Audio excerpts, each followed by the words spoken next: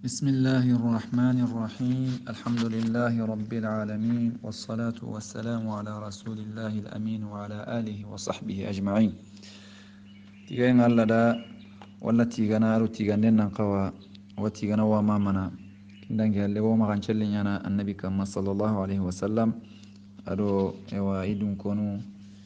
يوادو يوا صحابنو بس رسولا دي باتم باتو مع القيامة كوتا maremu walla ñagana Allah gono ge mundi sawabanga walla ñagana Allah gano gollu laga Allah gana sun qaso ke timma mo sire ñoda garangani Allah gana gollu ko khalas indi Allah subhanahu wa ta'ala bane yeson dangani kendangi halle o annabi biranta gum biran kamma o aga tu mo be daru o gara sigindi no kube kenya birambe wa kahirinuku igaran bargo ngara annabi di sahabanun kama annabi do way qabila dun kon kama sallallahu alaihi wasallam yo ahalle wa serotananu kitenanti wa aranta continue kundunga yo ila ambrago ke ila girni baki kama yo daru osigere nyai yo lenko ga utunu kubei kenya wakati mbe igara ambrago girndi annabi di soron kama Abu Talib qaso tampi mogosiri yo Quraysh nunga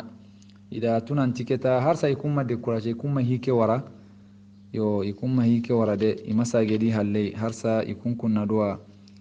wa ina hera muri nyai har sa iga nabi di soroko igili gini mogobe igidina ke iga abandone ne iga walla yo ga ida tunanti ke wakati sudangi halle wa ga makkatina honya annabiya sallallahu alaihi wasallam yo Abu Talib ga gaso mo gobe sasa iganati wa honya na isu wa itogonga bonno yo kencha babuda ngani wa iti ingiri indaga katai wa talagarenga kita indaga sehe Abu Talib dangani wa italagarenga haike igara gana seha dangani wa isir ghoru dan tantola meka huma mei Utbat bin Rabi'a wa kendi Shaybat bin Rabi'a ado Amr bin Hisham kengani Abu Jahliya ado Umayyah bin Khalaf ado Abu Sufyan bin Harb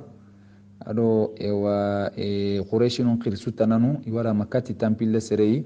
wala tampille rosoro karagiya ikawme nantinda kati Abu Talib ya indaga sihada ngani wa talagarenga keta anchehi iremenda ngani angiri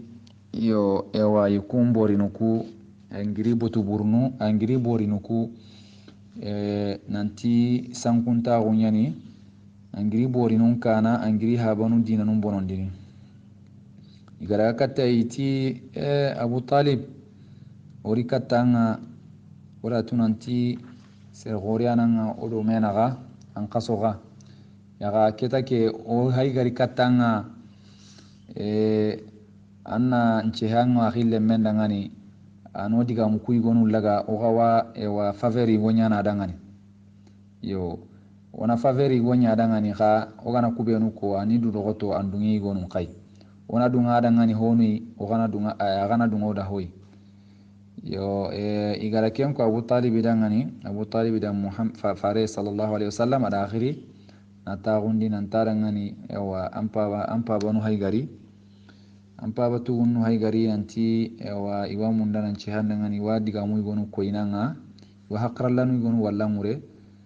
wa manna dungi gonunga iga begani anga kebe murnanna hoko mina dunga andangani hoy yo ikundi gallukuko idi gallukuko kenyani annabi tirangani kena hibani murnaga maga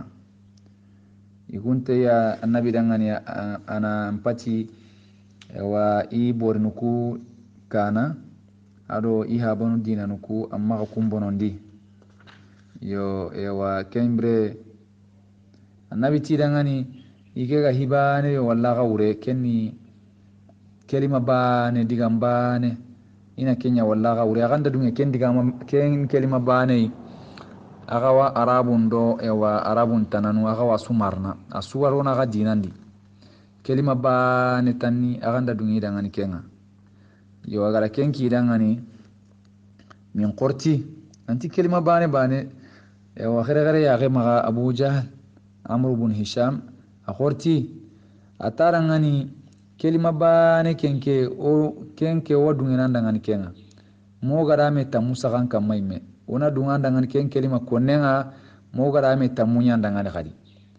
amana kem maga wa digambane ke ane nya na konne ne nya annabi tirangani sallallahu alaihi wasallam kelima bane ke gani kebe aganti la ilaha illa allah muhammadur rasulullah khadunge kita kelima bane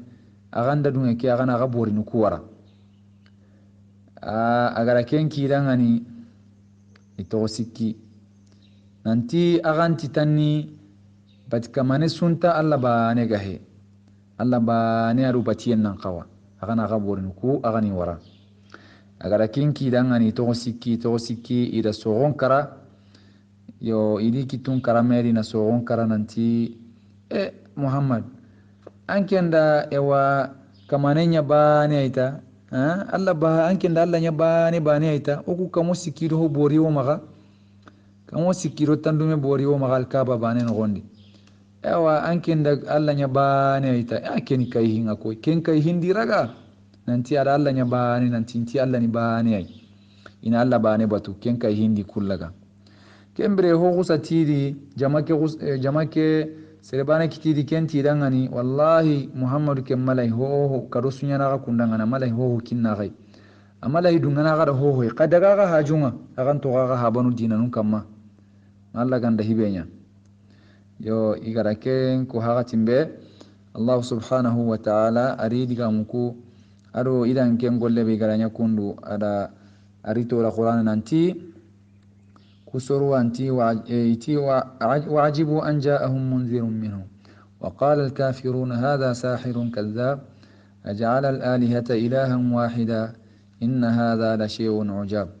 وانطلق الملأ منهم أن امشوا واصبروا على آلهتكم إن هذا لشيء يراد ما سمعنا بهذا في الملة الآخرة إن هذا إلا اختلاق أنت كاهرنكو ewa ikaihiya nanti alla da gongondana riti katia gongondana bega giri menui abugi menu adi imenu remenyani imen sare remenyani ewa kahirinu kusagetini ke gongondana itiwo iganta kortondana garante ya isagetini ewa hibega pasiru annabi naga alla hikenya kunora ngan sasa annabi gatira ngan gati la ilaha illa allah ken kelima bani gara ken ko ganda ken ko awa duna sumarna duna suwarona ga dinandi agara ken kidanga ni gadi kitu karameli nanti qoronda go hajunga ken kayhi ko anken na alla nya bane ay qoronda go hajunga agan to ga dinanun kamma ay ken diga me sagan dino danga nanti iti ajala al alihata ilahan wahida iti muhammadu anken da wa alla nya bane ay tanni inna hadha la shay'un ujab ken hi kay hinte koy ken kayhi nyai na alla nya bane ewa nani oku benu haykeni kay kundu kamo sikido ho alla no kuma kamo sikido ho alla no kuma anken ti okuna alla nya okuna kunchu wara on daga do alla bane kellan tanya na koy kembre igadi kitugu karame nanti qoron daga ho hajunga qoron to dinan kamma o habanu dinanun kamma alla hayken qakonno dangani ayarin tenanti wan talaqa al mala'u minhum an imshu wasbiru ala alihatikum nanti soro kiti iri jama kedi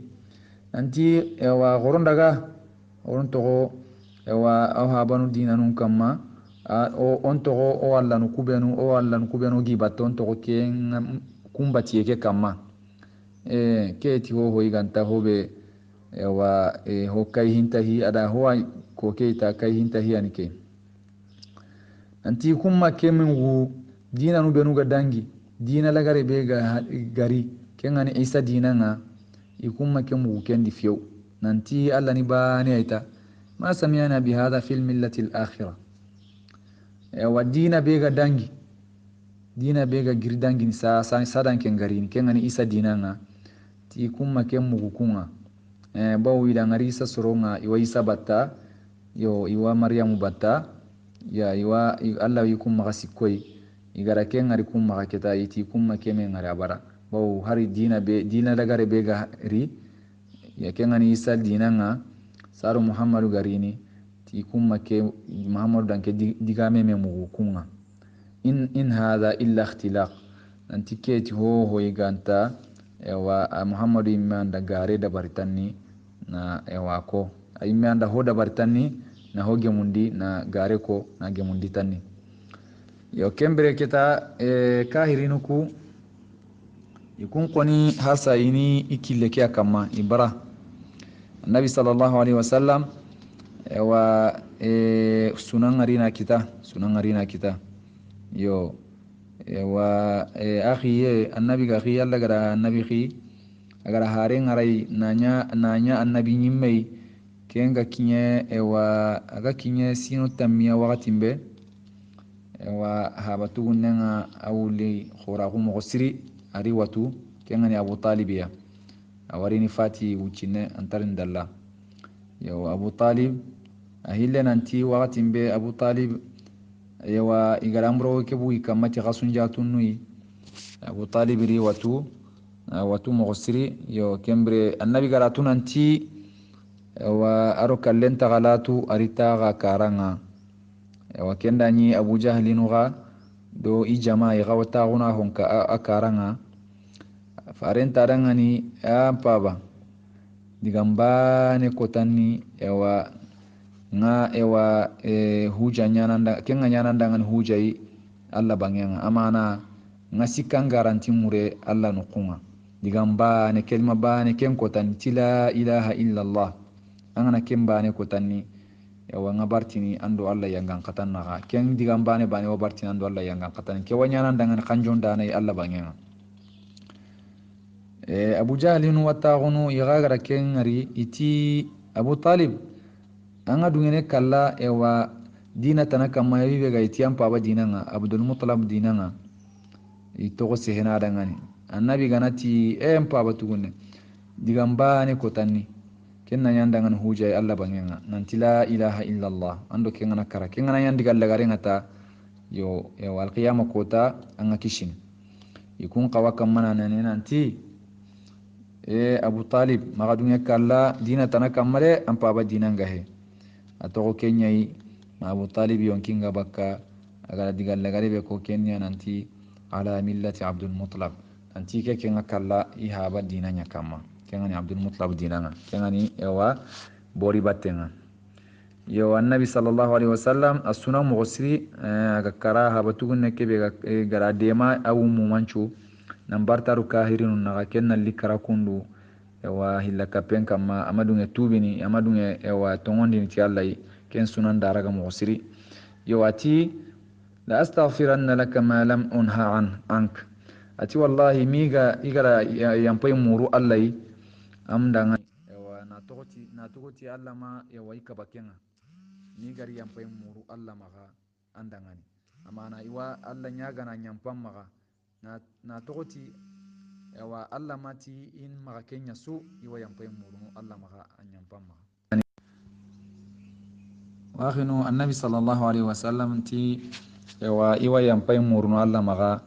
anyampa ewa iwa Allah nyaga na nyampi ihabatugunne ke maga ewa nanyi Allah mati na kenga rami kabakenga su iwa nyana annabi gara kenga ni utu gara kenga digame ko Allah subhanahu wa ta'ala da aya nyankandi nanti ma kana lin nabiyyi wal ladhina amanu an yastaghfiru lil mushrikeen ولو كانوا أولي قربى من بعد ما تبين لهم أنهم أصحاب الجحيم أتي النبي دغني صلى الله عليه وسلم أن تجمع النبي من دغني أرو tongondin danu amana serebenu ga tongondi tis allai kungani silamenu iru annabi nyimme anta gemmi dangani anta dagani dangani ewa ina yampai muru mushrikinun dangani hilla kappanu dangani abada kenta gemme hilla kappana serengana kara hilla kappen kamma anke nganani hara awaxi tintenya gananga hara mare tintenya gananga anke cilame anta gemmandangani anna Allah nyaga dangani abada nanti Allah nyampamaxa yo ke aya yanka nanti ewa amage wannabi dangani ama daga dangani ewa ana yampai muru anduwa i habatugunne ke dangani Allah subhanahu wa ta'ala da ke aya yankandi na annabi na kababaka yawa Allah nyagandenga Allah kanjondenga yawa habatugun ne kedanga kembe ko annabi suna anti yawa habatugun ne karaka hiragun kamma Allah subhanahu wa ta'ala warina koye nanti kempe ta ken golle ken yalla golle nye kandande ati innaka la tahdi man ahbabt walakin Allah yahdi man yasha ati yawa Muhammad Allah anta sere kandana hibe gana lingandangan nantanga sere be kanu tanni anna kanda Allah anta kenyana de Allah na sere kandana anda sere be kan yo kembre Allah da koyi annabi nanti hara gara kanu i habatu ne ken kara silama gon kamma yo kempe ta ken golle ken ni Allah imme golle na sere kanda na sere nya silame ken ni Allah golle yo Allah da kanu ankara kundwa yo kembre Abu Talib goni kara yo kemo wadi annabi sallallahu alaihi wasallam wa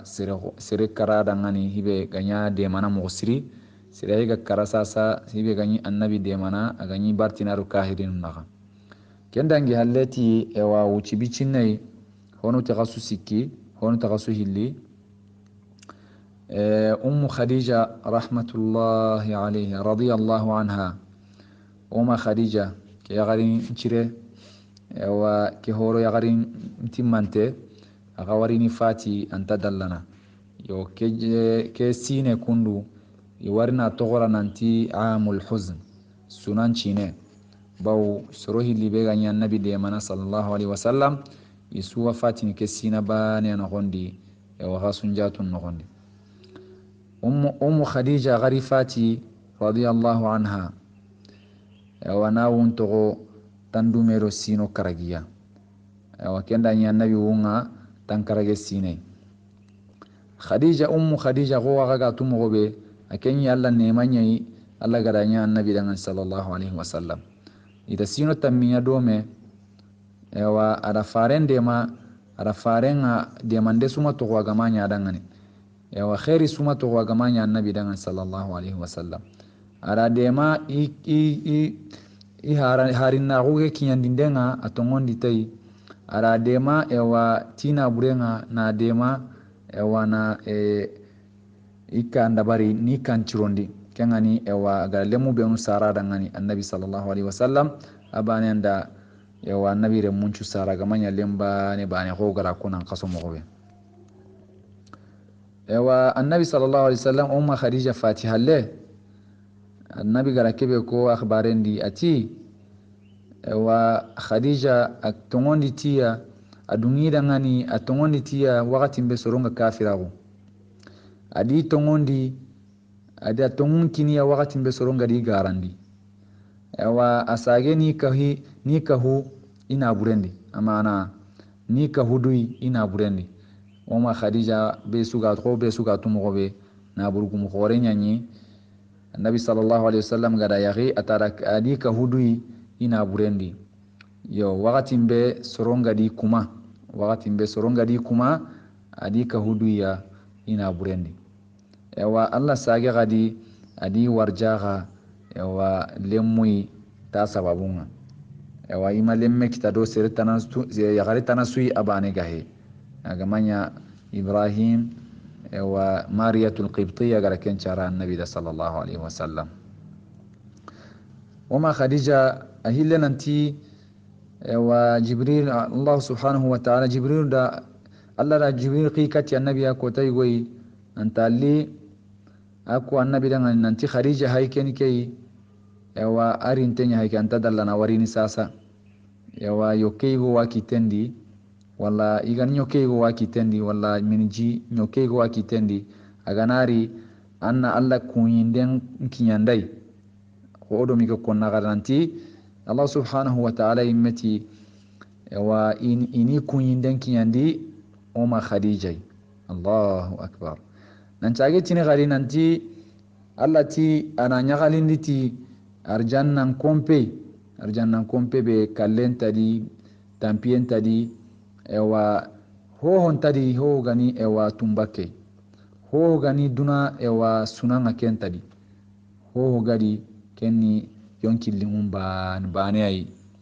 yo nanti annabi sallallahu alaihi wasallam ana oma khadija nyagalindi tikenga nanti kenga wa alla da kenta gunda kane alqiyama kota yo kembre annabi sallallahu alaihi wasallam ari sunan mo siri ke halle soro ku hilli fatiye wa khere ya ge maga aka gume ke ngani oma khadija yi kenga fati kenda annabi sunan di mo siri yo annabi oma khadija fati halle kenya sun qaso nyai min qasondi ada yagare yagi ken to ngani sauda tu bon zama annabi da kenya gare wa aya gintenyi huwa ya to ngani sukran inyi garaga hijranga wa habasha ko ga dangi mo be oda ka garanga nanti annabi da soroy wonu denge islameni won nanti daga habasha indaga wa qarihe nonga wa toranga gabi kamma makka nanti daga qarihe wa habasha jamane ngaya gani ethiopia jamane nga yo ke ya gare kundu saudatu bintu zam'a adi kina sukran inyi kunchorodi ibenu daga habasha yo yiti garaga no ngani watimbe yo ya gare ke kina fatino hono ga immeti afati wa isagi halle nalli makka ya kembre ya gare ke goni kina fati halle annabi sallallahu alaihi wasallam uma khadija fati halle yo ada kenya gare yagi ayagan wa saudatu bintu zam'a saudatu yagi halleti uchibicinai aroma khadija ga wa ada ga yagi uma aisha radiyallahu anha yo annabi sallallahu alaihi wasallam wa uma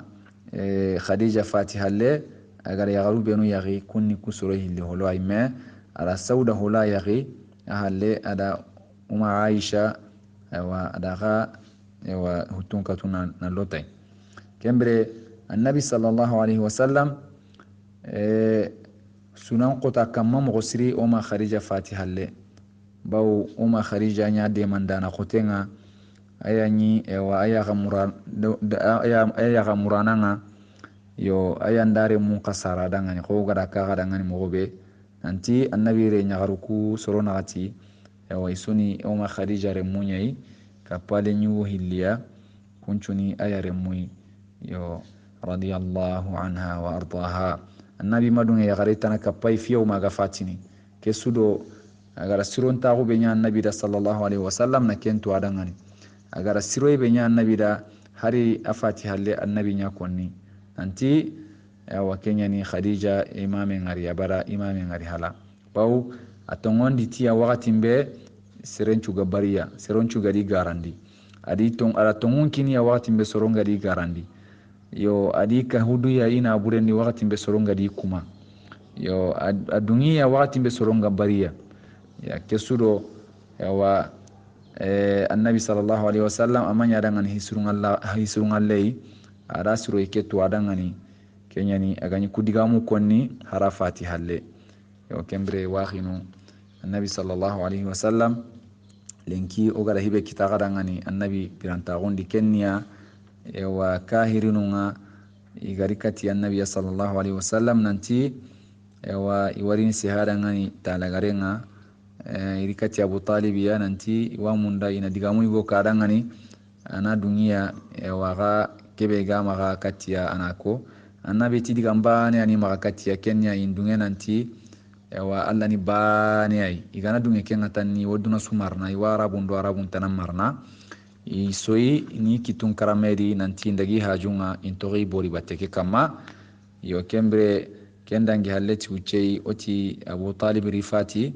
ya Abu Talib ga fatini annabi da kanu allo salama gundi ya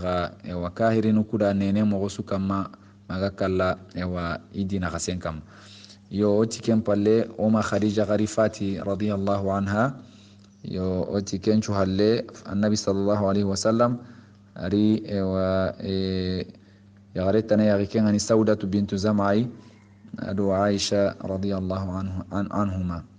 yo waxinu lenki kebe ga kite kenni kiyai alla dungayen kamma wa kumbane ona annabi birantawo ona hotana kadi ona ro yawa a wa sigratanai insha Allah kengani da'watul islam kharij makkah wa silama go annabi ga nyirindini makka halle amana bugu makka de bendi keta ama bugu nan daga no qutana de amana nan daga khirindi no qutana silama go ngarini bugu nan daga de betana hibe ga hiti makkai awada ga khirinde nga wa debutana no nga nan daga kun qirikati alla dinanga gelli yawa ana jonge khirinde nga ana makka ba ne ama daga no qutana su yo ya ga kumbana insha Allah garini kebe ko kenni wakati mbe annabi atta hana bugu makka nan daga khirindi nan daga soro muru debe tanai ya insha Allah nari ken ka gara kumbane yordo ken na gawnati subhanaka allahumma wa bihamdika ashhadu an la ilaha illa anta wahdaka la sharika laka astaghfiruka wa atubu ilaik alla gano bati ullaga alla gana sun qaso kitima mo sire nyoda gara ngani alla gana salama go jiri alla gana hami kitte sire nyoda gara ngani assalamu alaikum wa rahmatullahi wa barakatuh.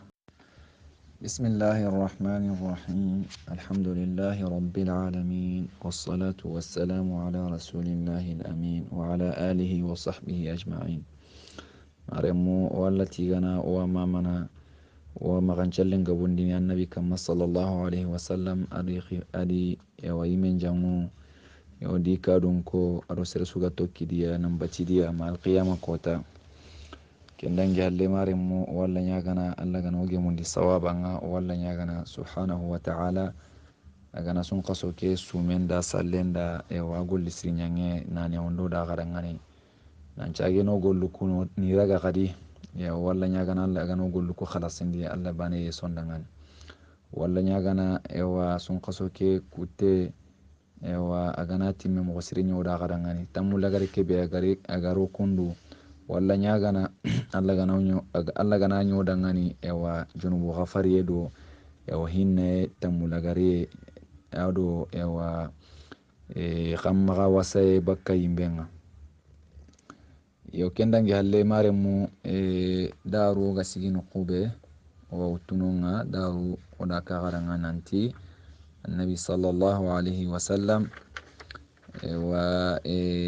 akagumen fatiha le gani oma khadija yi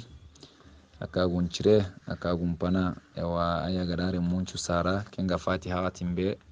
ada yagare yagi atogongani saudatu bintu sam'a yo oda kagaranga nanti sauda halega sake oma aisha ga yagini yo inshallah gana kin kun qisanu hagatimbe mo gari hilla garangani kendangi halle oda kagala nanti lenki wa qisanga wa awurnu wa annabi sallallahu alaihi wasallam aga bugu makka selanga nan daga soron qiri makka wa selanga kenta hananya hayana lenki qisake ta hana be annabi ga bugu makka galli hinna jonge sino tammi ama bugu makka nan daga khirni debetanai ya wa ata hana nan daga debetanai yo kenya ay konna garangan lenki insha Allah maremu annabi sallallahu alaihi wasallam mini qaso ndi yo mini qaso yo akhiye alla gara wa akhi kenchi na tamundi mini qaso annabi sallallahu alaihi wasallam abunan daga makka abunan daga wa taif abu makka debendi nan daga taif do makka intalatu mughsiri yo iti watandu men mila haqqe ya agoni serebeno garaga hijunga wa taifutu ado makkan talatu mughsiri annabi adaga makka adaga taifu adagi tanyai ado ewa ile menenya nyidome ayagani ewa zaid bun harithai agorondiremme idagi tanunyai ewa isoro hiliambugu iga bugu makka nogondi saliga kinya taifa iri qabila gabe kille kedi igana kinya qabila sui wi khilikat islam agunga yawa inti jabini ho mi jabi kun qabila nudi yawmiga kinya taifa haqatimbe iga kinya taifu yawa idaga kati taifu khirsu igoni kungani yawa abdu yalil ado mas'ud bun amr ado habib bun amr kusoro sikki annabi sallallahu alaihi wasallam adaga kati kusoro sikki holwayi baw khirsunya ni sigira gore ngiya wa Taif no hondi agara katiya wa alisi halemago ni khirkat islamago nantira ngani Kenya ni ini dema na islamago na sanqi wa ni khirik nantilo alla dinan di hala iganaro ga ini drogoto ini dema annabi gara ken kidan ngani hagatimbe yadani bane widi ken akamman alkaba wa irame ya wakamana bogwa mana ngatu alkaba irame nyili hini no nyaiba awagati mahibeni anya alkaba irame nya bogno ko hillanda nangara ko mogobe yo ken tadangani genen yalla garan qigoni am paytini okunande ma an awheli kat islama gunga nantonan de mana islama gunde ma andan yalla garan qigoni yo banen qati yelle alla masirita na kita anken palle anken gahe ba alla masirita na su kita na ghi anken gahe ken kai hi koy yo sikandin qati wallahi inta sehenanda imme ikenta sehenanda abada yana ngatan ni alla ghi harenyai wa anken qibaren nan qora anken qibaren dangerenyai dina ikena sehanda ngani genani kenya gene alla siri alla khi harenga nangai an khibarun nan qora yake se halin magudangan andani anga gara nan ti alla danqi o kenke ama khawi ke dangani inche handa imme yo iswago igaba annabi se halin magunga ho hananti yanne gene angara ko mo be goni gene kenya gani nan ti alla danqi aken kempe ken amadiga me sako ken kamba hillandinti ewa Kenya ni ewa hilandi akentia wallahi ikenta ewa alla masiritana kitana khiyanken bane gahe ba ho alla masiritana su kitana khiyanken Muhammadu gahe sikandi ikenti wallahi ikenta sehananda nga intan se halle magunu abada baw anken pinyi megena yanga ti alla dan khiya tongunya gana isu ampin nan qora ike se halle magudangani gena garenya gana gara garenya siti alla yi anta gemmi keda ngani inche handa ngani kembe abo garantenya nanga ama khawai me ini diga mun bonon didanga kembre farenti dangan sallallahu alaihi wasallam gara tunanti kusoro ewa imala hi terin kana imme surtu ni jabi ati dangan ewa gara kebe nya garanya ya kha kuru goni kama ihinunga kama sanqido honga faren dangiya adagaro ewa nukutanani awakam mana soron kirikati dinanga aras bitot tammianya Taif no gondi debeke no gondi aga kam mana soron kirikati alla dinang ado igorondi remme iyana do me Zaid ibn Haritha wa nabi gara kubitot tammi benya Taif sir gore suntano ngana ga makinyai wa nan kirikati alla dinanga yaga isubara ho ma jabi sir suma kitahibe gara jabi wa diganchire النبي صلى الله عليه وسلم إما غيم بكين غادي إساقي غادي ننتي na menase na bagabaga nanti anga mabugo de bendi yo Kenya ni wahi ko inanga ida lemunu ngarai aro ya wadde ben qawyu do de ben masahanto na kun ngarai nanti na gulla nun cedai annabi sallallahu alaihi wasallam watin be aga bakka de be kedi lemunu kudo qawyu kudo de ben masahanto ida batem batu di komo na kun ngarai iwa kamana annabi wa kana iwa kharunai iwa gejinai iwa yorinai ida safanu nya hillo ai na nyorai iwa gejinai iwa gulla nun cedinai annabi sallallahu alaihi wasallam aga bakka de bekedi ida batem batuwa iga gulla nun cedinai iga kharunai ma ewa iga atombe ma iga hore mugandini annabi sallallahu alaihi wasallam na tonya mo gosiri na toro mo gosiri na la jaba mo gosiri wa Zaid ibn Haritha kenga kamana mbarti annabi ro gidun naga gidin gullo naga ya kenchu kama wa annabi makishi gidin gullo ku torangare wa Zaid ibn Haritha imme aga imme tombe mbote ke kotai idi inya kundunga ma ima hatiya ibugu mahar deben kampallunga iwa hinna dia miga kinya no koigoi kenga wa debeke kampallenga ti milanu wa sikia hokilonu sikime jatei iga kinyere nga hakatimbe ewa utbatu bun Rabi'a ake mpongalle igwa a dingre igwa irenga aka igwa irenga ma onati ana galle gwa irenga aga kinye irenga hakatimbe annabi daga sembe galle kei yo isage iren bange isage irenye kita annabi ga kinye irenga hakatimbe wari ewa inabu yite igo tingenga ayagani ogatini reze agari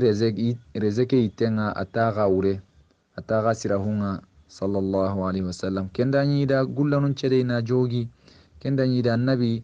idanu kunchu yati horei ma atuhunna mali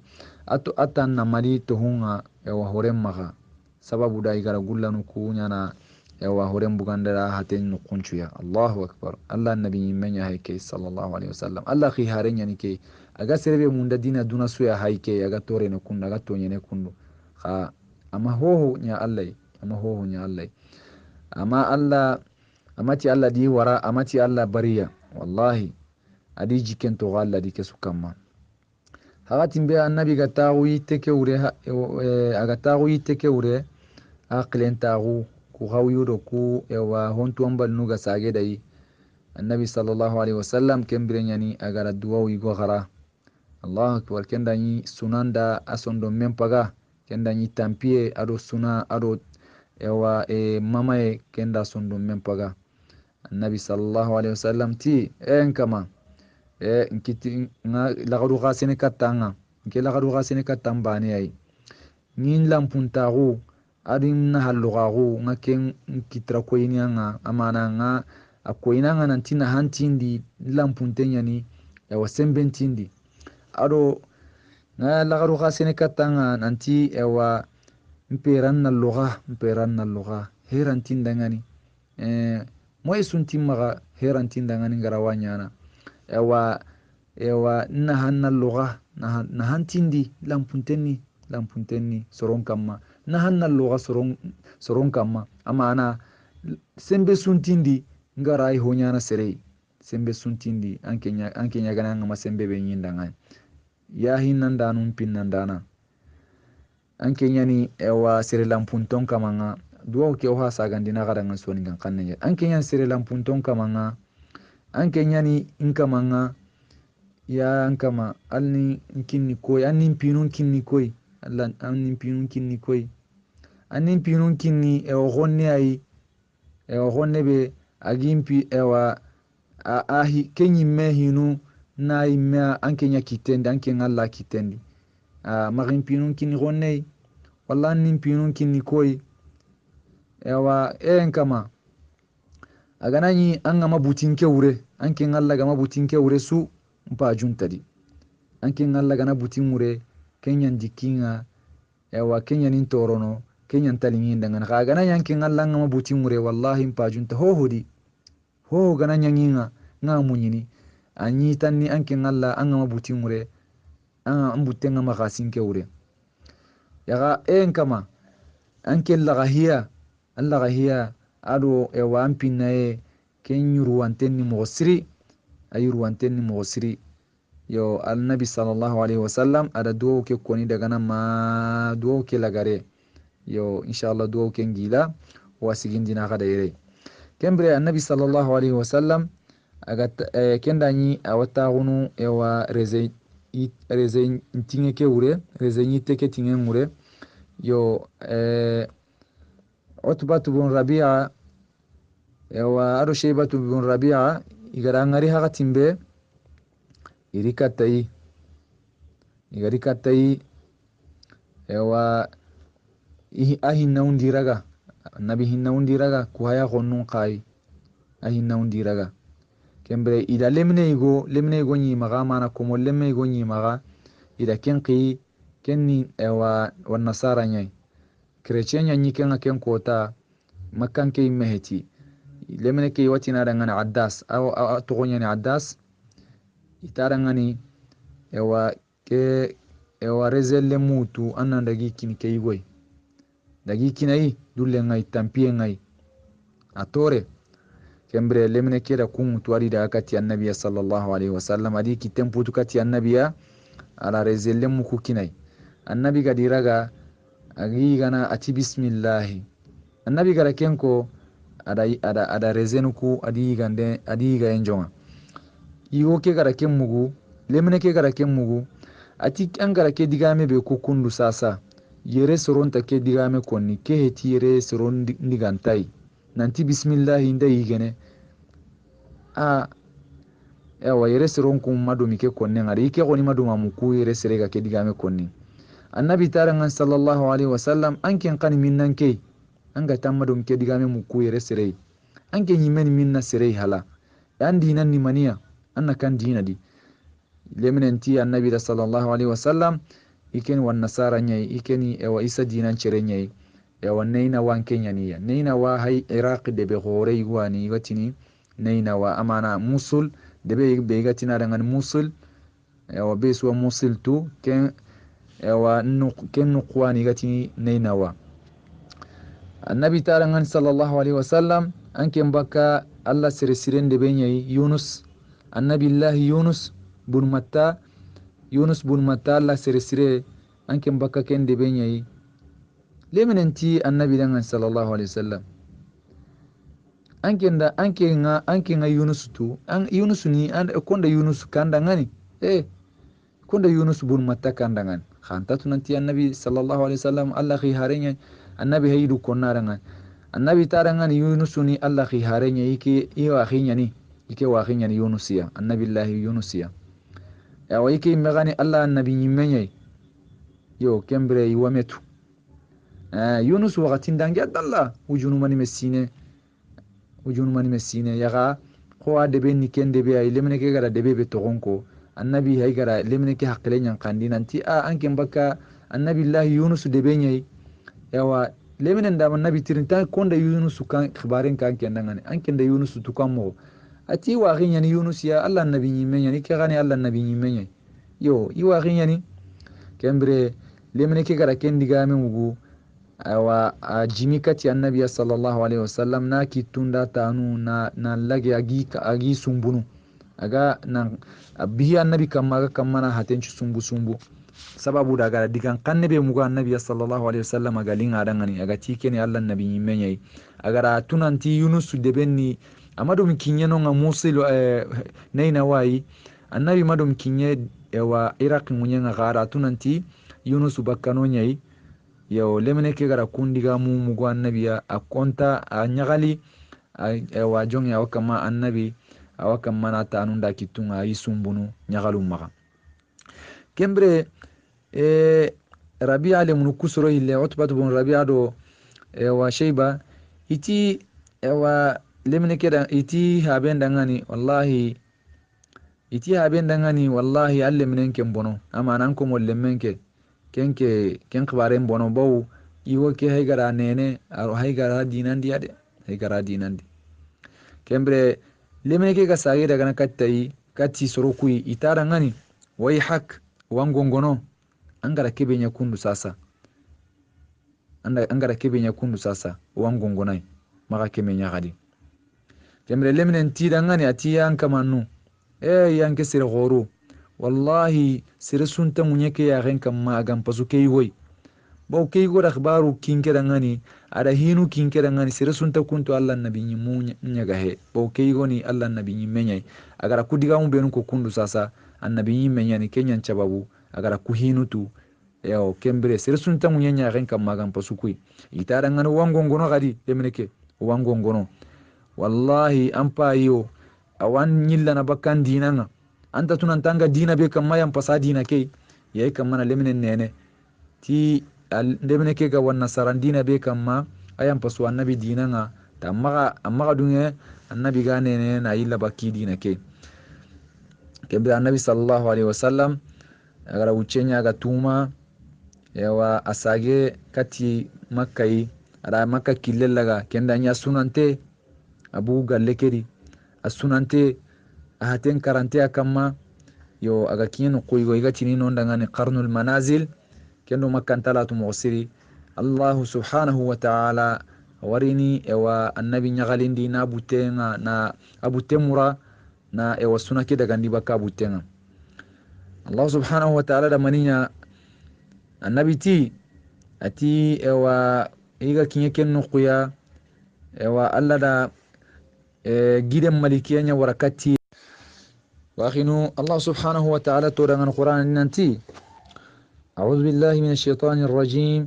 وإذ صرفنا إليك نفرا من الجن يستمعون القرآن فلما حضروه قالوا أنصتوا فلما قضي ولوا إلى قومهم منذرين الله سبحانه وتعالى أتي محمد سمي وقت به يقرأ جنا جما وركتانا يقرأ قرآن ترينكنا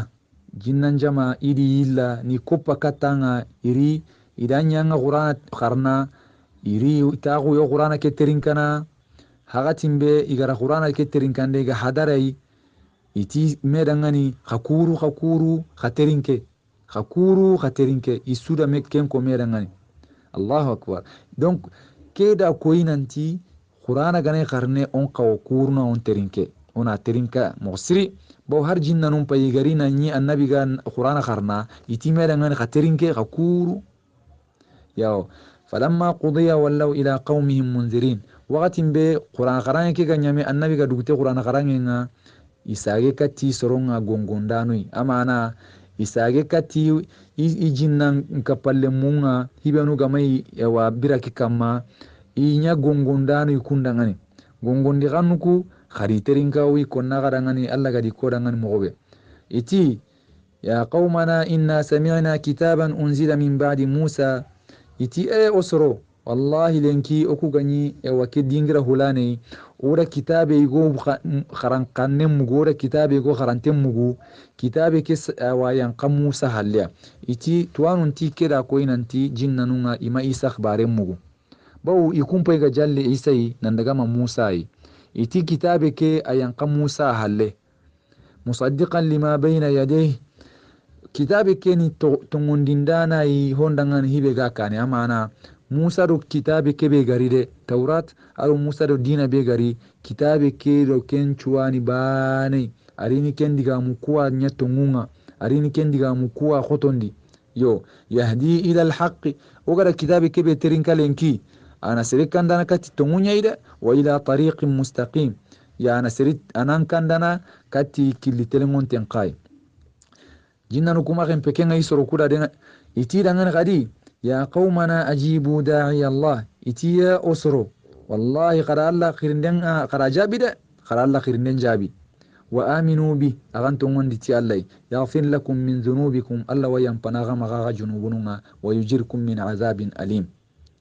Allah nasage anaga tanga baka yangan kata mamantenga aga gana tongondi ti Allah awaga junubunun yampana anasage gade anaga kishi yawa yangan kata mamante ngaya gani yangan kata burenga alqiyama kota jinna nunya haike kundu annabi sallallahu alaihi wasallam aga gilli hada mare mun qirindiranga katti allahi hada mare mu benu gabbara ajabini yawa hagatin be gabbara ajabini magen pekenga isage ida gidun gulla na kata baki de bendi annabi do kencunanga mei annabi sallallahu alaihi wasallam alla na maninya na annabi dangani ada jinnan group waqi katta inanti kunnan daga terinka aga qur'ana qarna kesudo na butten mura aga na tunanti jinnanuku kun tongondi tiya har hada mare mun ngama tongondi tanga jinnanu ga tongondi tanga kennan butten mura honne annabi sallallahu alaihi wasallam abutten murene tike honne kembe jinnanuku imaren pekenga isaga konni ayatan nanti يا قومنا ومن لا يجيب داعي الله فليس بمعجز في الأرض وليس له من دونه أولياء iti soro kudangani wallahi sirsu gama Allah khirindeke jabi awanna tunanti ampeti an lanta Allah kanyana munyeke ya renka made daga rasun tammaga anta Allah kanyana ga ewa bisana sunta kitanga mana demandana sunta kitanga munyeke ya renka ma agan kishini baka Allah yangan katanga ewa serebenu gana bara Allah yang Allah khirindeke jabini kun kamannuni ewa kunga sankuntagu be bangantengani mogosiri yo jinnanuku ida digangabe tananuko yo waken pena gadangani kui inshallah kembre Allah subhanahu wa ta'ala ahigara Allah khihare annabi sallallahu alaihi wasallam ada butte muratike yo annabi himme mabuga sere me jinnanuku gari Allah hay gare ke hilla dangan qur'ana di na ke ka dangan nanti angani ke dingira hulane angani qur'ana qarna ida jinna nun ko pakatanga iri idan terinka wa igaran terinka ga imagen pekenga isage daga nya gongondano ay soron dangani ikun qaymen daga nya khirinda ana ay anken dangani nan daga isoron qirikati alla dinanga igande mana anda ke ngari kesurono alla annabi sallallahu alaihi wasallam na ewa abutenga na mura na annabi sallallahu alaihi wasallam na haqilen ta gundi na mungundi kusoro gara ke golli bure be nyai wakati mbe annabi sallallahu alaihi wasallam aga kinye ken dingirai awa aga tinto makka iketa iyo akwaga bugu makkan ko ngatunan ta bugu makka dalla intaga munda garono yo burki annabi lo makka ga fo allo tiseri gwa qarihanga fo allo tiseri gwa tangandenga aro zaid bun haritha yo isoro hilla haidome annabi sallallahu alaihi wasallam yo ada ada tangande muru ko holoyi ada serego ada muru kem maga ngani khuza al-akhnas bun shariq atiken dangani ani tanga ani wa ali qariha mure igaronu makka mo be sereganta wa honyaniya akhnas bun shariq akembara atikeni wa ikeimeni halifu nyai ikenta wa rono sere hoyeure abara ikerantarono agari hamure kembre annabi sallallahu alaihi wasallam ada haren qikati suhail bun amr ken qati ewa ikero bani kabunu ikero kunni ewa hoyinu nyai ikero kunna ewa hilfu nyadi amana kunandilema gungi do kunnaga kannungi do kunnaga yo ikeranta ewa akari hallagana yo kembre annabi sallallahu alaihi wasallam ada haren harakati Mut'im bun Adiyya yo ada koike ngananti alli qarihan mure ani itanga igarono makka mogobe sireganta honyaniya Mut'im bun Adi adire nyugu igono khi nanti ini gajanyo kungutu indaga inna annabi tanga magallo makka hagatimbe ewa nanyo sesu ganta katinai yo magallo ikandi hagatimbe kembre annabi sallallahu alaihi wasallam Mut'im bun Adi wa kendire muku ila annabi korosi nallo qari hangure annabi ro makka no gondi nandaga ma alkaba nandaga salli aga dugute salli ngado zaid bun haritha iga dugute salli nga hagatimbe annabi dagaro ewa ikandi nani ewa seresu tora makinyai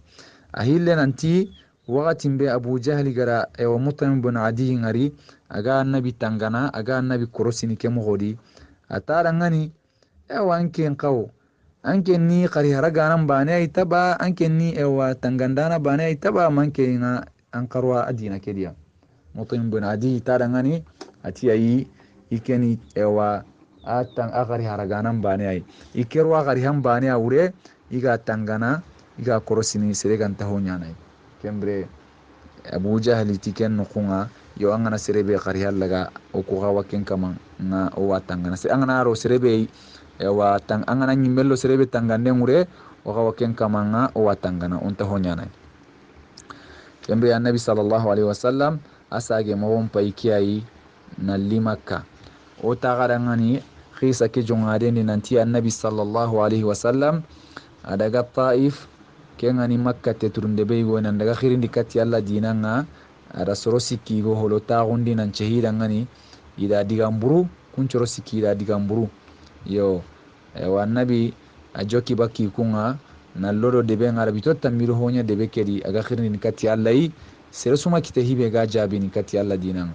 isage gadi ida ewa deben konna sagundo deben qawyu aro deben lemunundo deben turunto na kunya warai nantina gidudun gulla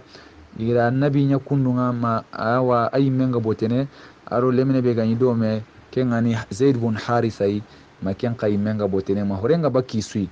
oti annabi sallallahu alaihi wasallam ara duwo igo khara yerenga na ilam punta gon koyi allai na ewa ihirallo goyen koyi allai na koyi allai nanti sembentidi ho honti maga Allah megamat ewa sembe beridi ewa moy sunti maga kembre nanchage annabi sallallahu alaihi wasallam Allah na ewa malikiyan qiyai nanti hibe gallin adangani inanya kusuroi ina girum pilli na girum pilli ni beri me na kusuro halakitai amana na giru hilli girin cinganu hilli ni utu na kusuro tepi tai ni beri tai amana yo annabi ati ayi imma kenya imma halaki ina soroku wara ewa amedi lemme wa bakidi hibega Allah bane batta aganta hillandi kappa Allah Allahu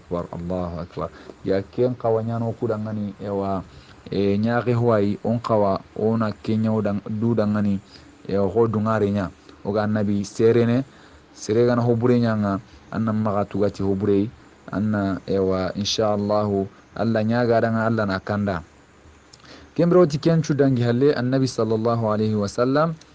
ye jinnanu arino kuigo aga qur'ana qarna Allah da jinnanu ngarakata ira terinka yo jinnanu kusagenya anna isage kati soronga wa igi soron qillikati Allah dinanga ida koyi soronga nanti intongondi ti Allah ide kengalle digama tongondi ti Allah wa intakishini imbenga intakishini Allah yangan qatanga kembre oti annabi sallallahu alaihi wasallam aga kinyen kuigoyi lemine igoga nasara lemine igo kenda ewa ari rezenun kini annabiya nantani yiga kenda yi dullen do tampiyen ngayi yo annabi sallallahu alaihi wasallam kelle minega agara annabi ngari ewa annabi gara akaranga nanti ewa ikini annabi nyimmenya asagayi ada annabi kitunda tanunga adi sumbu bawati ewa duna su sere na yayi munyanya ren kam sere sunta lenki hibe gam pasai bawa gara khibaru benu kidangani sere sunta kun khibaru tu annabi nyimmen bane gahe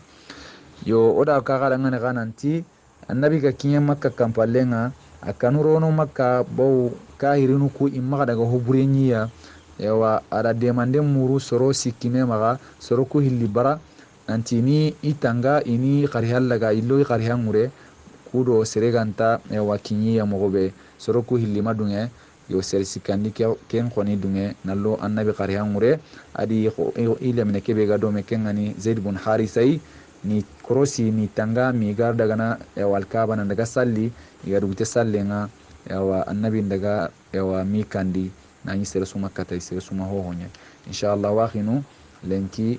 ewa o to qoyre walla nyagana alla gana oge mun sawabanga alla gana haqqala sikino da gai alla gana ewa annabi qisa kiyaha mumkin aha mun dikitisre alla gana nyoda gadangani walla nyagana alla gana hami gabe kinoi o gana ewa khatawunu benunya qisa kedi walla nyagana alla gana yampo maga o gana ewa hibe gana ge musawabanga walla nyagana harsa arna hami kitisre nyoda gadangani ونتغرن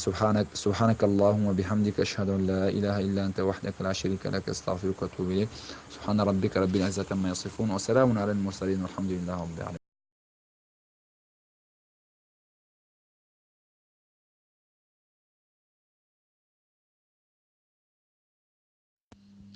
بسم الله الرحمن الرحيم الحمد لله رب العالمين والصلاة والسلام على رسول الله الأمين وعلى آله وصحبه أجمعين.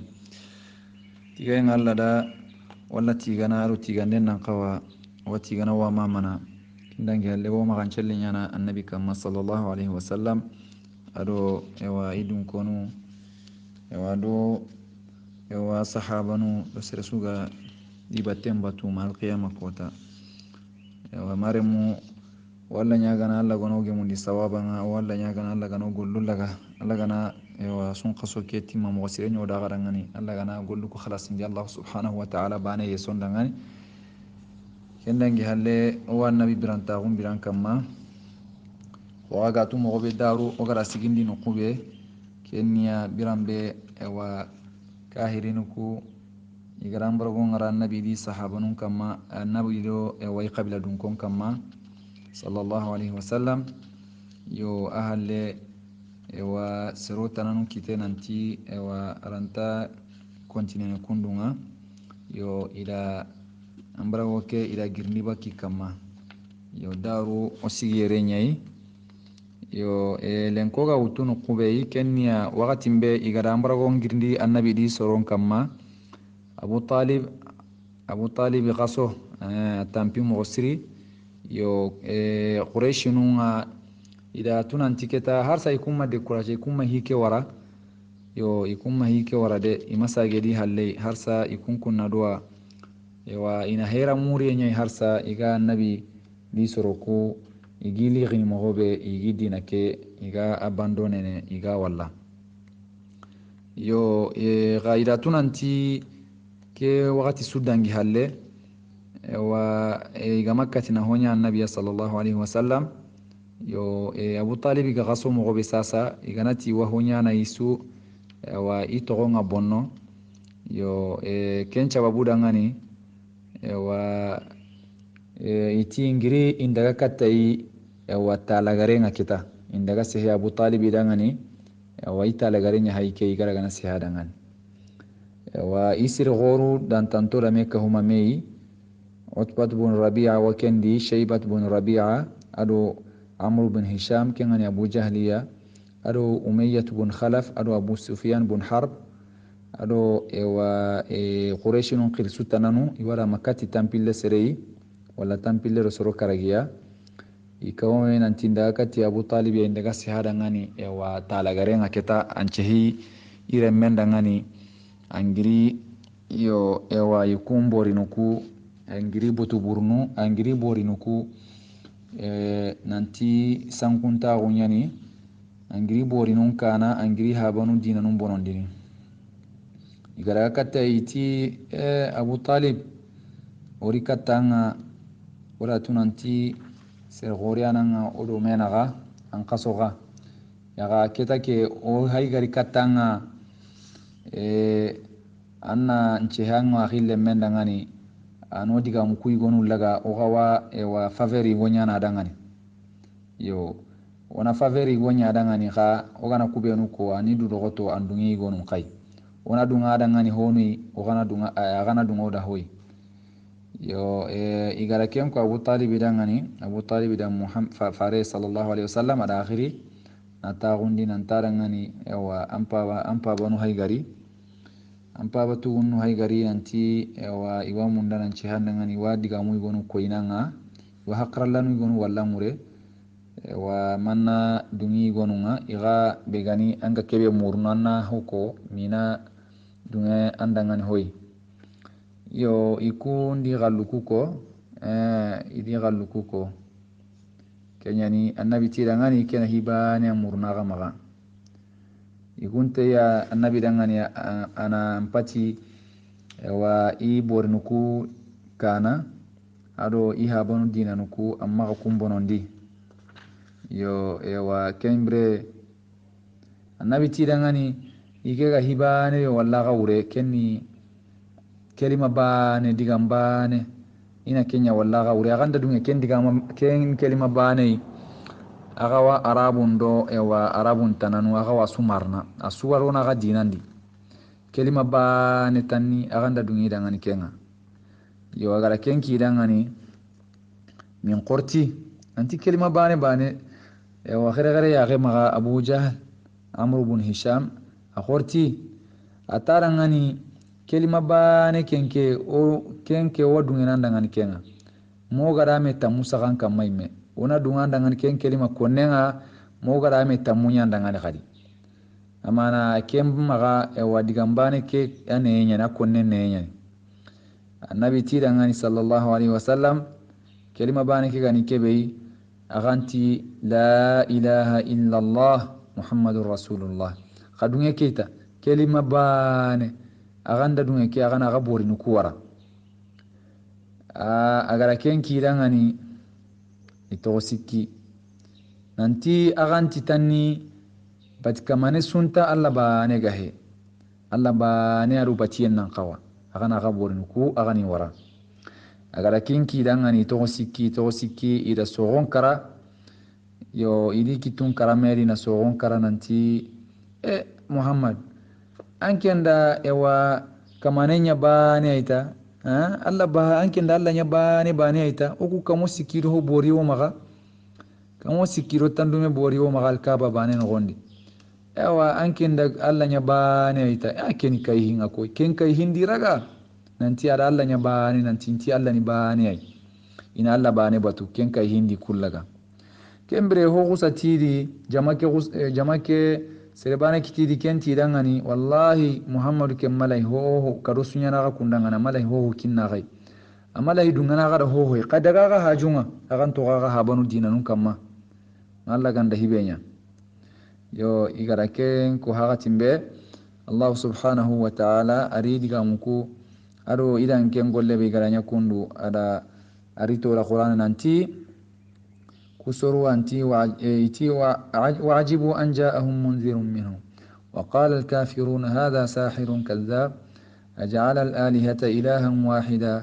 إن هذا لشيء عجاب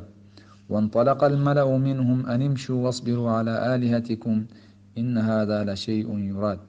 ما سمعنا بهذا في الملة الآخرة إن هذا إلا اختلاق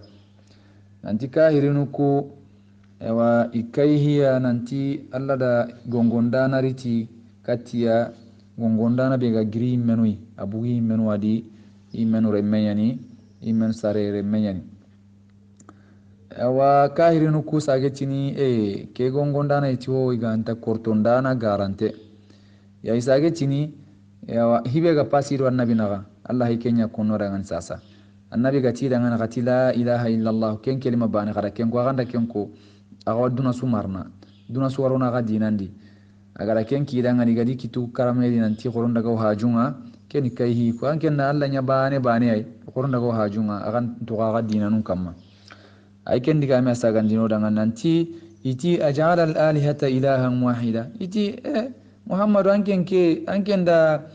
wa Allah nya bane ay tanni inna hadha la shay'un ujab ken hi kay hintay koy ken kay hinyay na Allah nya bane ewa nani oku benu hay ken kay kundu kamo sikido ho Allah no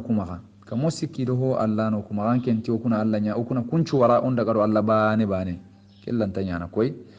kembre igadi kitugu karame nanti qoron daga hajunga qoron to dinan kamma o habanu dinanun kamma Allah hay ken qakonno dangani ayarin tenanti wan talaqa al mala'u minhum animshu wasbiru ala alihatikum nanti sorokiti iri jamakedi nanti ewa qoron togo ewa aw habanu dinanun kamma on togo o Allah nu kubenu gibato on togo ken kumbati ke kamma ke ti ho iganta hobe ewa ho kai hintahi ada ho ko ke ta kai hintahi anike nanti kumma kemen wu dinanu benu ga dangi dina lagare be ga gari kengani isa dinanga ikumma kemu kendi fiyo nanti Allah ni bani aita ma sami'ana bi hadha fil millati al akhirah wa dina bega girdangi ni sadan ken garini kengani isa dinanga ti kumma kemu kunga bawo ida ngari isa soronga iwa isa batta iwa maryamu batta ya iwa Allah yikumma gasikoi igara ken ngari kumma keta iti kumma keme ngari abara bawo hari dina dagare be gari ya kengani isa dinanga saru muhammadu garini ti kumma ke muhammadu danke digame me mugunga in hadha illa ikhtilaq nanti keti ho iganta ewa muhammadu imanda gare da baritanni na ewa ko imanda ho da baritanni na ho gemundi na gare ko na gemundi tanni yo kembre kita kahirinuku ikun koni harsa ini ikille ke kama ibara annabi sallallahu alaihi wasallam wa sunan arina kita yo wa akhi annabi ga akhi alla gara annabi khi agara haren harai nanya annabi nyimmei kenga kinye wa aga kinye sino tammiya waqatimbe wa habatu nenga awli khuragu mughsiri ari watu kengani Abu Talibiya awarini fati wucine antarin dalla yo Abu Talib ahille nanti waqatin be Abu Talib yawa igaramro kebu ikamati qasunja tunui Abu Talib ri watu mughsiri yo kembre annabi garatu nanti wa aro kallen tagalatu aritaga karanga wa kendani Abu Jahlinuga do i jama'i gawtaguna honka akaranga farenta dangani paba digambane kotanni nga huja nyananda kenga nyananda ngan hujai alla bangenga amana nga sikkan garanti mure alla nukunga digambane kelma bane ken kotanni tila ilaha illa allah angana ken bane kotanni nga bartini ando alla yangan katanna ken digambane bane wa bartini ando alla yangan katanni ke wanyananda ngan kanjon dana alla bangenga Abu Jahlin wattagunu igagara ken ngari iti Abu Talib anga dungene kalla dina tana kamma yibe ga iti paba dinanga Abdul Muttalib dinanga itogo sehena dangani annabi ganati paba tugunne digamba ne kotanni kenna nyandangan hujai Allah bangenga nanti la ilaha illallah ando kengana kara kengana yandigal lagare ngata yo wal qiyamah kota anga kishin ikun qawakam mana nanti Abu Talib magadunge kalla dina tana kammare paba dinanga he atogo kenyai ma Abu Talib yonkinga bakka agara digal lagare be ko kenya nanti ala millati Abdul Muttalib nanti ke kenga kalla ihaba dinanya kamma kengani Abdul Muttalib dinanga kengani bori battenga yo annabi sallallahu alaihi wasallam asuna mogosiri aga kara haba tugunne kebe gara dema awu mumanchu nambartaru kahirinu naga kenna likara kundu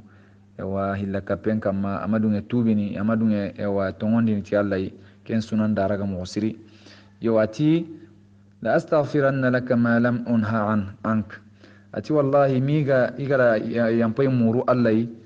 amdanga na togoti Allah ma ikabakenga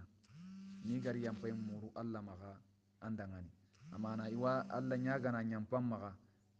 na togoti Allah mati in maga kenya su iwa yampai muru Allah maga anyampam maga wakhinu annabi sallallahu alaihi wasallam ti iwa yampai muru Allah maga anyampa iwa Allah nyaga na nyampi ihaba tugunne ke maga nanyi Allah mati na ken rami kabakenga su iwa nyana annabi gara ken anni utu gara ken digame ko Allah subhanahu wa ta'ala da aya nyankandi nanti ma kana lin nabiyyi wal ladhina amanu an yastaghfiru lil mushrikeen ولو كانوا أولي قربى من بعد ما تبين لهم أنهم أصحاب الجحيم أتي النبي دغني صلى الله عليه وسلم أن تجمع النبي من دغني أرو tongondin danu amana serebenu ga tongondi tis allai kungan islamenu nga iru annabi nyimme anta gemmi dangani anta dagani dangani ina yampai muru mushrikinun dangani hilla kappanu dangani abada kenta gemme hilla kappana serenga nakara hilla kappen kamma anke nganani hara awahi tintenya gananga hara mare tintenya gananga anke chilame anta gemmandangani anna Allah nyaga dangani abara nanti Allah nyampama yo ke aya yanka nanti amage wannabi dangani amadaga dangani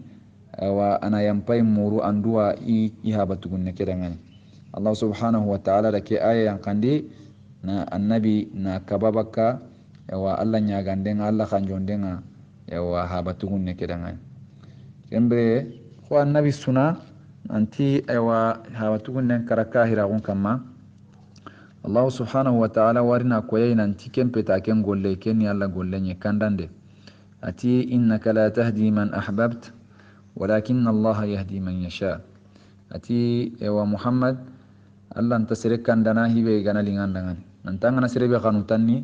anna kanda Allah anta kenyana de Allah na sere kandana anda serebe kan yo kembre Allah da koyi annabi yananti hara gara kanu ihaba tugunne ken kara silama gon kamma yo kempeta ken golle ken ni Allah imma golle na sire kanda na sire nya silame ken ni Allah golle yo Allah da kanu ankara kundwa yo kembre Abu Talib goni kara yo kemo wadi annabi sallallahu alaihi wasallam sire kara dangani hibe ganya de mana musri sire ga kara sasa hibe ganyi annabi de mana aganyi bartinaru kahirin naga kendangi halleti wuci bicinai hono tagasu sikki hono tagasu hilli khadija rahmatullahi alayha radiyallahu anha khadija ke yagarin cire wa ke horo yagarin timmante aga warini fati anta dallana yo ke sine kundu iwarina togora nanti amul huzn sunan cine baw soro hilli be ganya annabi de mana sallallahu alaihi wasallam isuwa fatini ke sina bane na gondi wa hasunjatun no gondi khadija gari fati radiyallahu anha wa nawun togo tandumero sino karagiya wa kenda nya annabi wunga tankarage sine khadija go waga tumo be akenya alla nemanyai alla garanya annabi dangan sallallahu alaihi wasallam ida sino tammiya dome wa ada farenga de mande suma to waga manya dangane wa khairi suma to waga manya annabi dangan sallallahu alaihi wasallam ara dema i harinna goge kinyandindenga atongondi tai ara dema wa tina burenga na dema wa na ikanda bari ni kan cirondi kengani wa ga lemu be on sara dangani annabi sallallahu alaihi wasallam abane anda wa annabi re munchu sara ga manya lemba ne bane ko gara kunan kaso mo gobe wa annabi sallallahu alaihi wasallam khadija fatiha le annabi gara kebe ko akhbarendi ati wa khadija atongondi tiya adungi dangani atongondi tiya wakati mbe soronga kafirago adi tongondi adi atongun kiniya wakati mbe soronga di garandi wa asage ni kahu ina burendi amana ni kahudui ina burendi khadija be suga tumo be na burgu mo khore nyanyi annabi sallallahu alaihi wasallam gada yaghi atarak adi kahudui ina burendi yo wakati mbe soronga di kuma adi kahudui ya ina burendi wa Allah sage gadi adi warjaga wa lemui ta sababunga wa ima lemme kitado sere tanasui abane gahe agamanya Ibrahim wa Mariyatul Qibtiyya gara kencara annabi sallallahu alaihi wasallam khadija ahille nanti wa Jibril Allah subhanahu wa ta'ala Jibril da Allah da Jibril qikati annabi ko tay goyi antali ako annabi dangan nanti khadija haykeni kay wa arintenya hayke anta dallana warini sasa wa yokeygo wakitendi walla igan nyokeygo wakitendi walla minji nyokeygo wakitendi aganari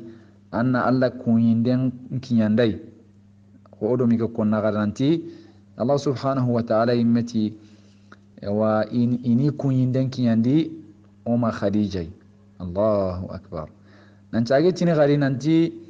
Allah ti ana nyagalinditi arjannan kompe be kallen tadi tampien tadi hohon tadi ho gani tumbake ho gani duna sunanga ken tadi ho gadi kenni yonkillingun bane ay yo nanti annabi sallallahu alaihi wasallam ana khadija nyagalinditi kenga nanti kenga Allah da kenta gunda kane alqiyama kota yo kembre annabi sallallahu alaihi wasallam ari sunan mughsiri ke halle soroku hilli fatiye khere ya maga aka gume ke ngani khadija yi kenga fati kenda annabi sunan di mughsiri yo annabi khadija fati halle kenya sun qasonyai min gasondi ada yagare yagi ken togongani sauda tu bon zama annabi da kenya gare wa ayagin tenyi go ya togongani sukran inyi gara ga hijranga wa habasha ko ga dangi mo be oda ka garanga nanti annabi da soroy wonu denge islameni won nanti daga habasha indaga wa qarihe nonga wa toranga gabi kamma makka nanti daga qarihe wa habasha jamanen aya gani ethiopia jamanen yo ke yagare kundu saudatu bintu zam'a adi kina sukran inyi kunchorodi ibenu gadaga habasha yo iti gadaga no ngani wakatin be yo yagare ke kina fatino hono ga immeti afati wa isagi halle nalli makka ya kembre yagare ke goni kina fati halle annabi sallallahu alaihi wasallam uma khadija fati halle yo ada kenya gare yagi ayagan wa saudatu bintu zam'a saudatu yagi halleti wucibicinai adoma khadija ga wa ada ga yagi uma aisha radiyallahu anha yo annabi sallallahu alaihi wasallam wa uma khadija fati halle agar yagaru benu yagi kunni kusuro hilli holo ayme ala sauda hola yagi halle ada uma aisha wa ada ga wa hutunka tuna na lotay kembre annabi sallallahu alaihi wasallam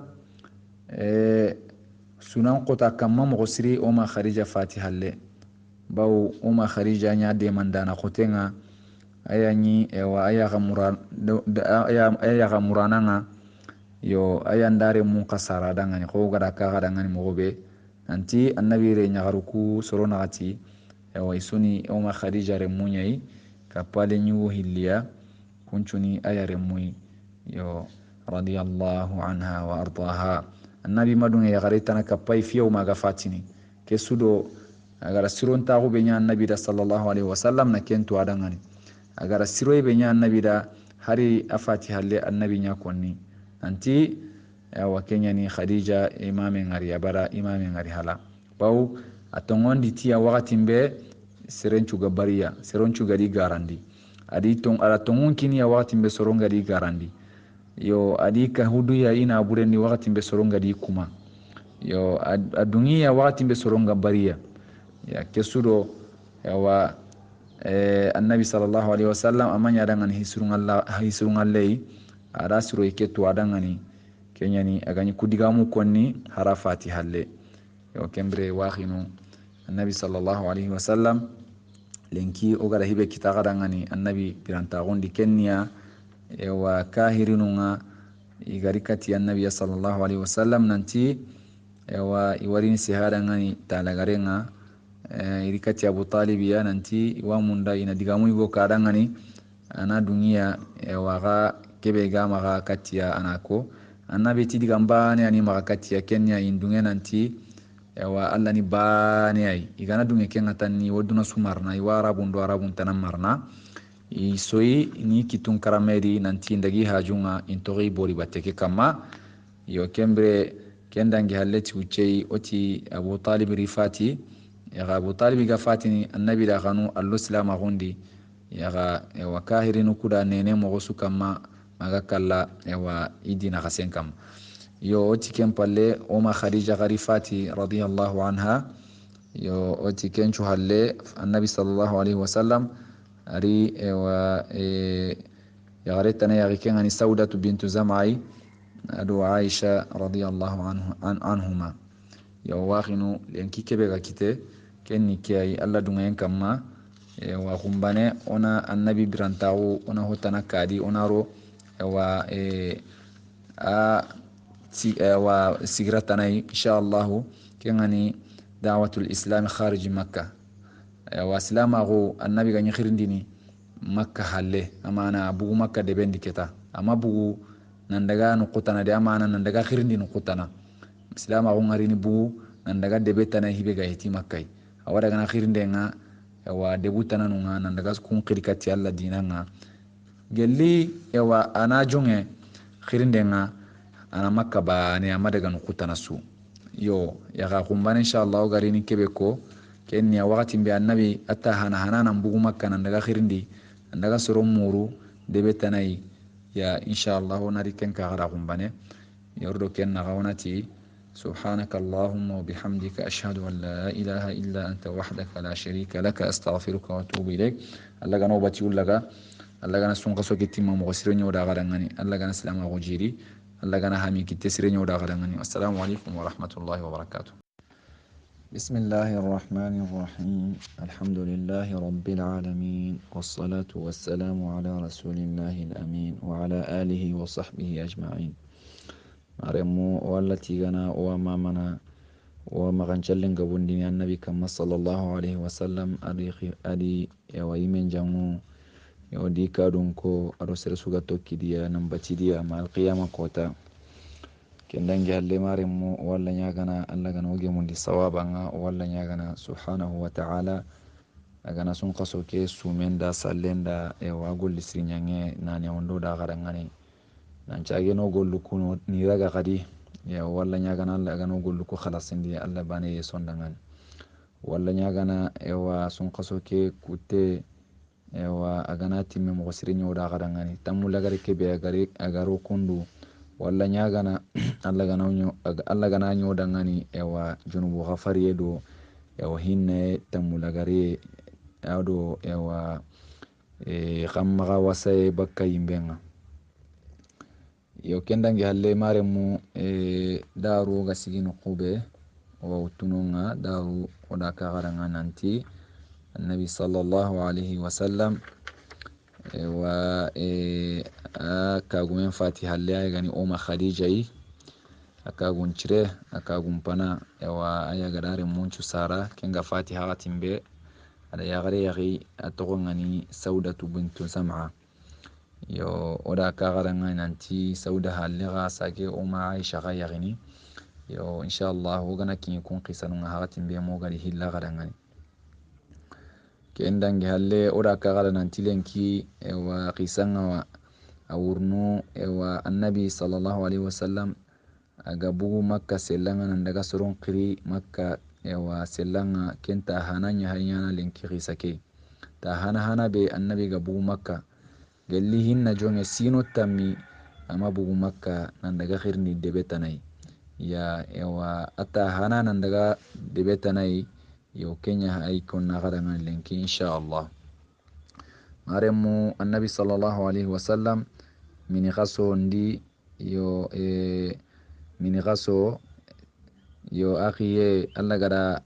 wa akhi kenci na tamundi mini gaso annabi sallallahu alaihi wasallam abugunan daga makka abugunan daga wa taif abu makka debendi nan daga taif do makka intalatu mughsiri yo iti watandu men mila haqqe ya agoni serebenu garaga hijunga wa taifutu ado makka intalatu mughsiri annabi adaga makka adaga taifu adagi tanyai ado ewa ile minanya nyidome ayagani ewa zaid bun harithai agoron diremme idagi tanu nyai ewa isoro hiliam bugu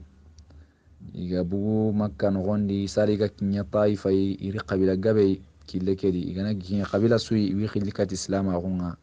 ewa inti jabini ho mi jabi kun qabila nudi yawmiga kinya taifa hagatimbe iga kinya taifu ya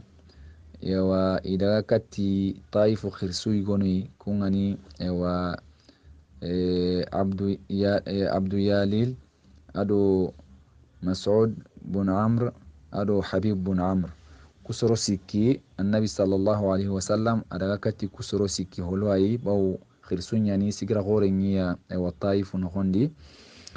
agadaga kati ya wa alisi halle mago ni khirkat islam mago nganantira ngani kenya ni ini dema na islam mago na sanqi wa ni khirik nantilo alla dinan di hala iganaro ga ini drogoto ini dema annabi gara kenki dangan hagatimbe yadani bane widi kenga kamana alkaba wa irame awaka mana bogwa mana ngatu alkaba irame nyilihini nonya iba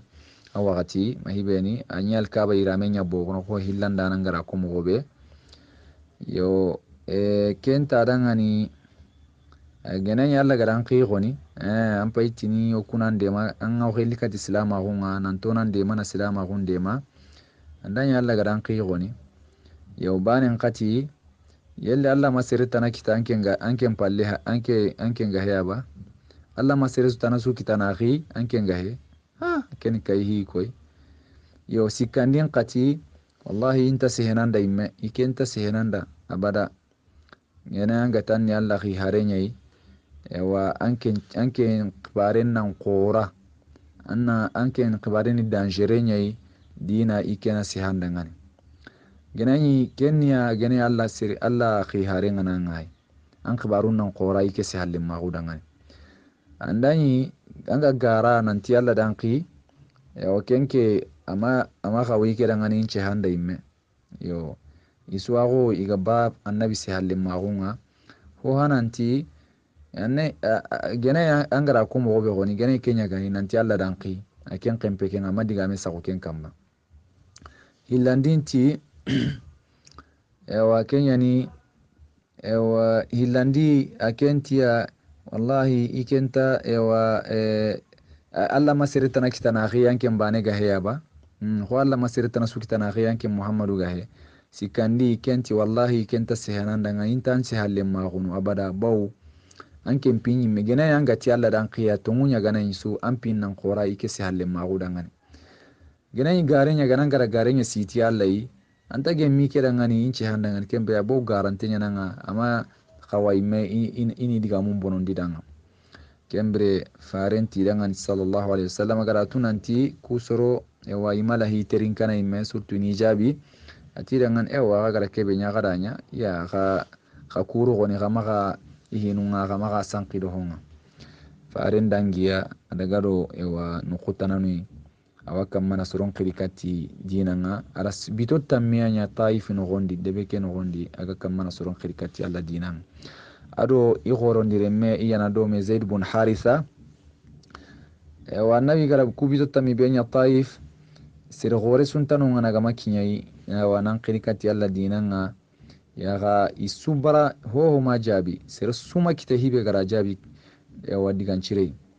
annabi sallallahu alaihi wasallam imagen pekengare isage gadi nanti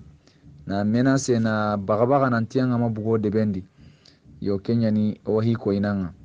ida lemunu ngarai aro ya wadde ben qawyu do de ben masahanto na kun ngarai nanti na gullanun cedai annabi sallallahu alaihi wasallam watin be aga bakka de be kedi lemunu kudo qawyu kudo de ben masahanto ida batem batu di komo na kun ngarai iwa kamana annabi iwa kana iwa kharunai iwa gejinai iwa yorinai ida safanu nya hillo ai na nyorai iwa gejinai iwa gullanun cedinai annabi sallallahu alaihi wasallam aga bakka de bekedi ida batem batuwa iga gullanun cedinai iga kharunai ma ewa iga atombe ma iga hore mugandini annabi sallallahu alaihi wasallam na tonya mugosiri na toro mugosiri na lajaba mugosiri wa Zaid bun Haritha kenga kamana barti annabi ro gidin gullon naga ya kenchu kama wa annabi makishi gidin gullo ku torangare wa Zaid bun Haritha imme aga imme tomben bote ke kotai idi inya kundunga ma ima hatiya ibugu ma har de ben kampallunga iwa hinna dia miga kinya no koigoi kenga wa debeke kampallenga ti milanu wa sikia ko kilonu sikime jatei iga kinyerenga hagatimbe ewa utbatu bun rabi'a ake mpongalle igwa a dingre igwa irenga aka igwa irenga ma onati ana gungalle igwa irenga aga kinyerenga hagatimbe annabi daga sembe galle kei yo isage iren bange isage irenye kita annabi ga kinyerenga hagatimbe wari ewa inabu yite igo tingenga ayagani ogatini reze agari reze ke itenga ataga ure ataga sirahunga sallallahu alaihi wasallam kenda nyida gullanun cede na jogi kenda nyida annabi idanu kunchu yati horei ma atuhunna mali atanna mali tuhunga ewa horem maga sababu da igara gullanu kunyana yawa horen bugandara haten nukunchu ya Allahu akbar Allah nabi menya haike sallallahu alaihi wasallam Allah khi harenya nike aga serebe munda dina duna suya haike aga tore ne kunna aga tonye ne kundu ha ama hoho nya Allah ama Allah amati Allah di wara amati Allah bariya wallahi adi jiken to Allah di kesukama hagatin be annabi gatawu yiteke ure aga tawu yiteke ure aqlen tawu ku hawyudo ku ewa hontu ambal nuga sage dai annabi sallallahu alaihi wasallam kembire nyani agara duwa igo gara Allahu akbar kenda ni sunanda asondo mempaga kenda ni tampie ado suna ado ewa mamaye kenda sondo mempaga annabi sallallahu alaihi wasallam ti kama nkiti nga lagadu khasene katanga nke lagadu khasene katambani ay nin lampuntagu adin na hallugagu nga ken kitra koyni nga amana nga akoyna nga nantina hantindi lampuntenya ni ewa sembentindi ado nga lagadu khasene katanga nanti ewa mperan na luga herantinda ngani moy suntimmaga herantindangani ngarawanyana ewa nahanna luga nahantindi lampuntenni soron kamma nahanna luga soron kamma amana sembe suntindi ngarai honyana serei sembe suntindi anke nyagana ngama sembe be nyindangani ya hinandanum pinnandana anke nyani ewa sere lampunton kamanga duwaw ke oha sagandina gadanga soni gan kanne anke nyani sere lampunton kamanga anke nyani inkamanga ya ankama alni kinni koy anni pinun kinni koy allan anni pinun kinni koy anni pinun kinni e o gonne ay e o gonne be agimpi ewa ahi kenyi mehinu na imma anke nya kitendi anke ngalla kitendi magin pinun kinni gonne walla anni pinun kinni koy ewa kama aganani anga mabutinke wure anke ngalla ga mabutinke wure su mpa juntadi anke ngalla ga na butin wure kenyan dikinga ewa kenyan intorono kenyan talingi ndangana ga ganani anke ngalla anga mabutin wure wallahi mpa junta ho gananya nginga nga munyini anyi tanni anke ngalla anga mabutin wure anga ambutenga magasinke wure yaga kama anke laga hiya ado ewa ampinaye kenyuruwantenni mogosiri yo alnabi sallallahu alaihi wasallam ada duwaw ke koni dagana ma duwaw ke lagare yo inshallah duwaw ke ngila wasigindina kada yere kembre annabi sallallahu alaihi wasallam aga kendani awatagunu ewa reze ntinge ke wure reze nyite ke tinge ngure yo utbatu bun rabi'a ewa ado shaybatu bun rabi'a igara ngari haga timbe igari katai ewa ahinna undiraga nabi hinna undiraga kuhaya gonnun kai ahinna undiraga kembre ida lemne igo nyi maga mana komo lemne igo nyi maga ida kenqi kenni ewa wan nasara nyai chrétien nyi kenga ken kota makkan ke meheti lemne ke watina dangana addas aw togonya ni addas itarangani ewa rezelle mutu annan dagi kin ke igoy dagi kinai dulle ngai tampie ngai atore kembre lemne ke da kun tuari da akati annabiya sallallahu alaihi wasallam adi kitem putu kati annabiya ala rezelle mu kukinai annabi gadiraga agi gana ati bismillah annabi gara kenko ada rezenuku adi ga enjonga iwo ke gara ken mugu lemne ke gara ken mugu ati an gara ke digame be ko kundu sasa yere soronta ke digame konni ke heti yere soron digantai nanti bismillah inda yigene ewa yere soron kum madomi ke konni ngari ike goni maduma muku yere serega ke digame konni annabi tarangan sallallahu alaihi wasallam anken qani minnan ke anga tammadum ke digame muku yere serei anke nyimeni minna serei hala andi nan ni maniya anna kan dina di lemnenti annabi sallallahu alaihi wasallam iken wan nasara nyai ikeni ewa isa dinan chere nyai ewa neina wan kenya niya neina wa hay iraq de be gore igwani watini neina wa amana musul de be gatina dangan musul ewa beswa musul tu ken ewa ken nuqwani gatini neina wa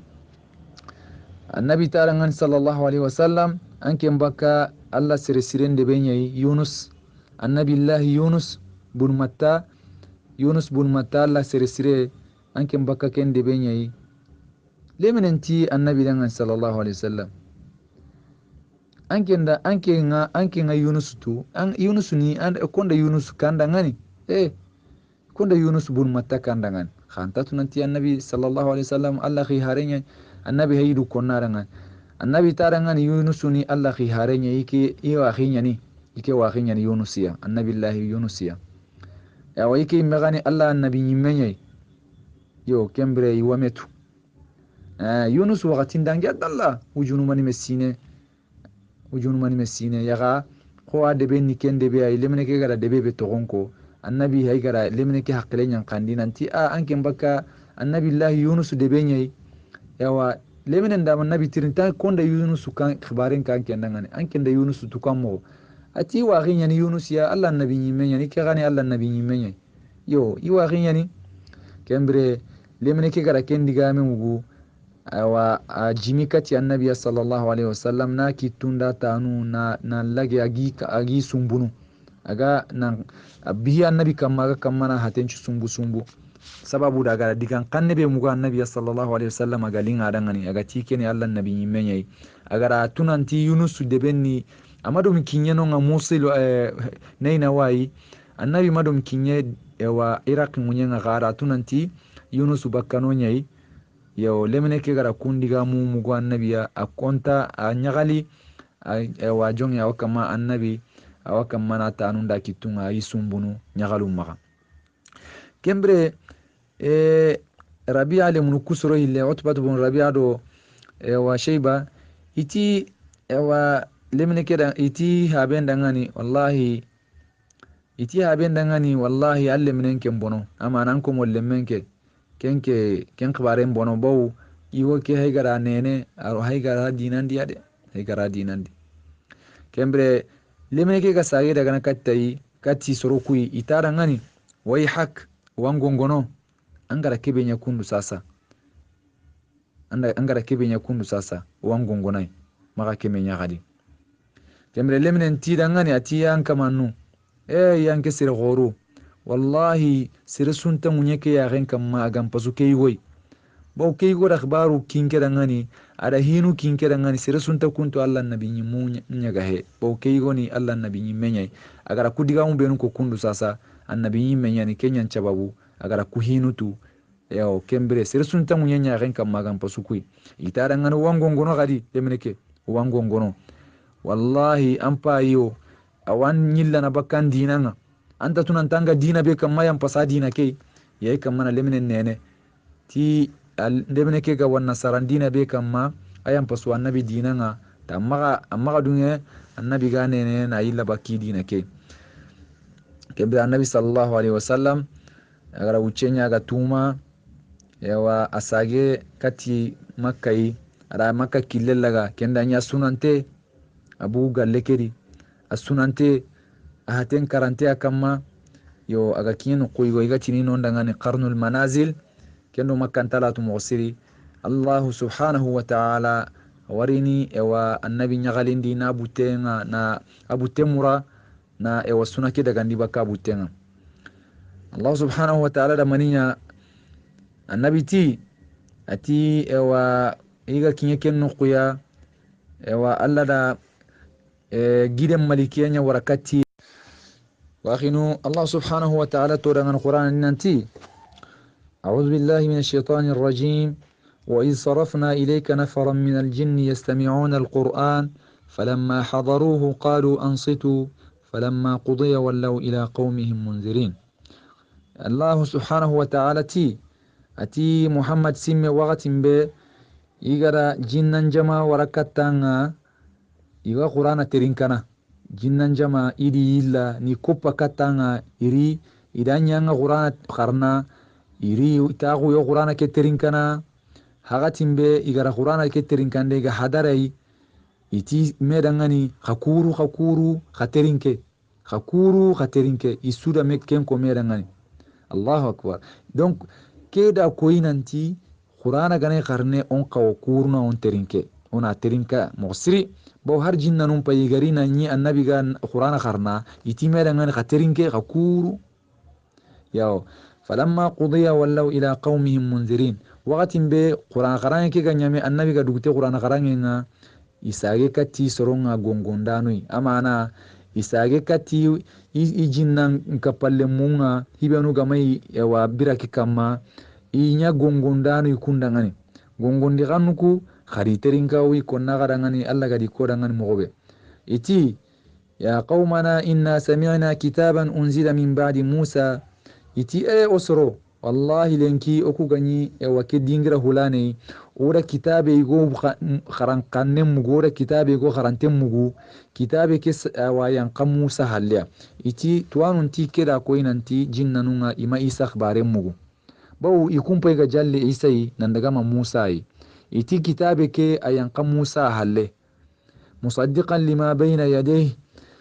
kitabe ke ni tongondindana yi hondangan hibe ga kane amana Musa do kitabe ke be gari de Taurat aro Musa do dina be gari kitabe ke do ken chuani bane arini ken diga mukuwa nyatongunga arini ken diga mukuwa khotondi yo yahdi ila alhaq ogara kitabe ke be terinka lenki ana sere kandana kati tongunya ida wa ila tariqin mustaqim ya ana sere anan kandana kati kilitelengon tenkai jinnanu kuma ken pekenga isoro kuda de iti dangan gadi ya qaumana ajibu da'i Allah iti ya osoro wallahi qara Allah khirinden qara jabida qara Allah khirinden jabi wa aminu bi aganto ngondi ti Allah yaghfir lakum min dhunubikum Allah wa yampana gama junubununga wa yujirkum min azabin alim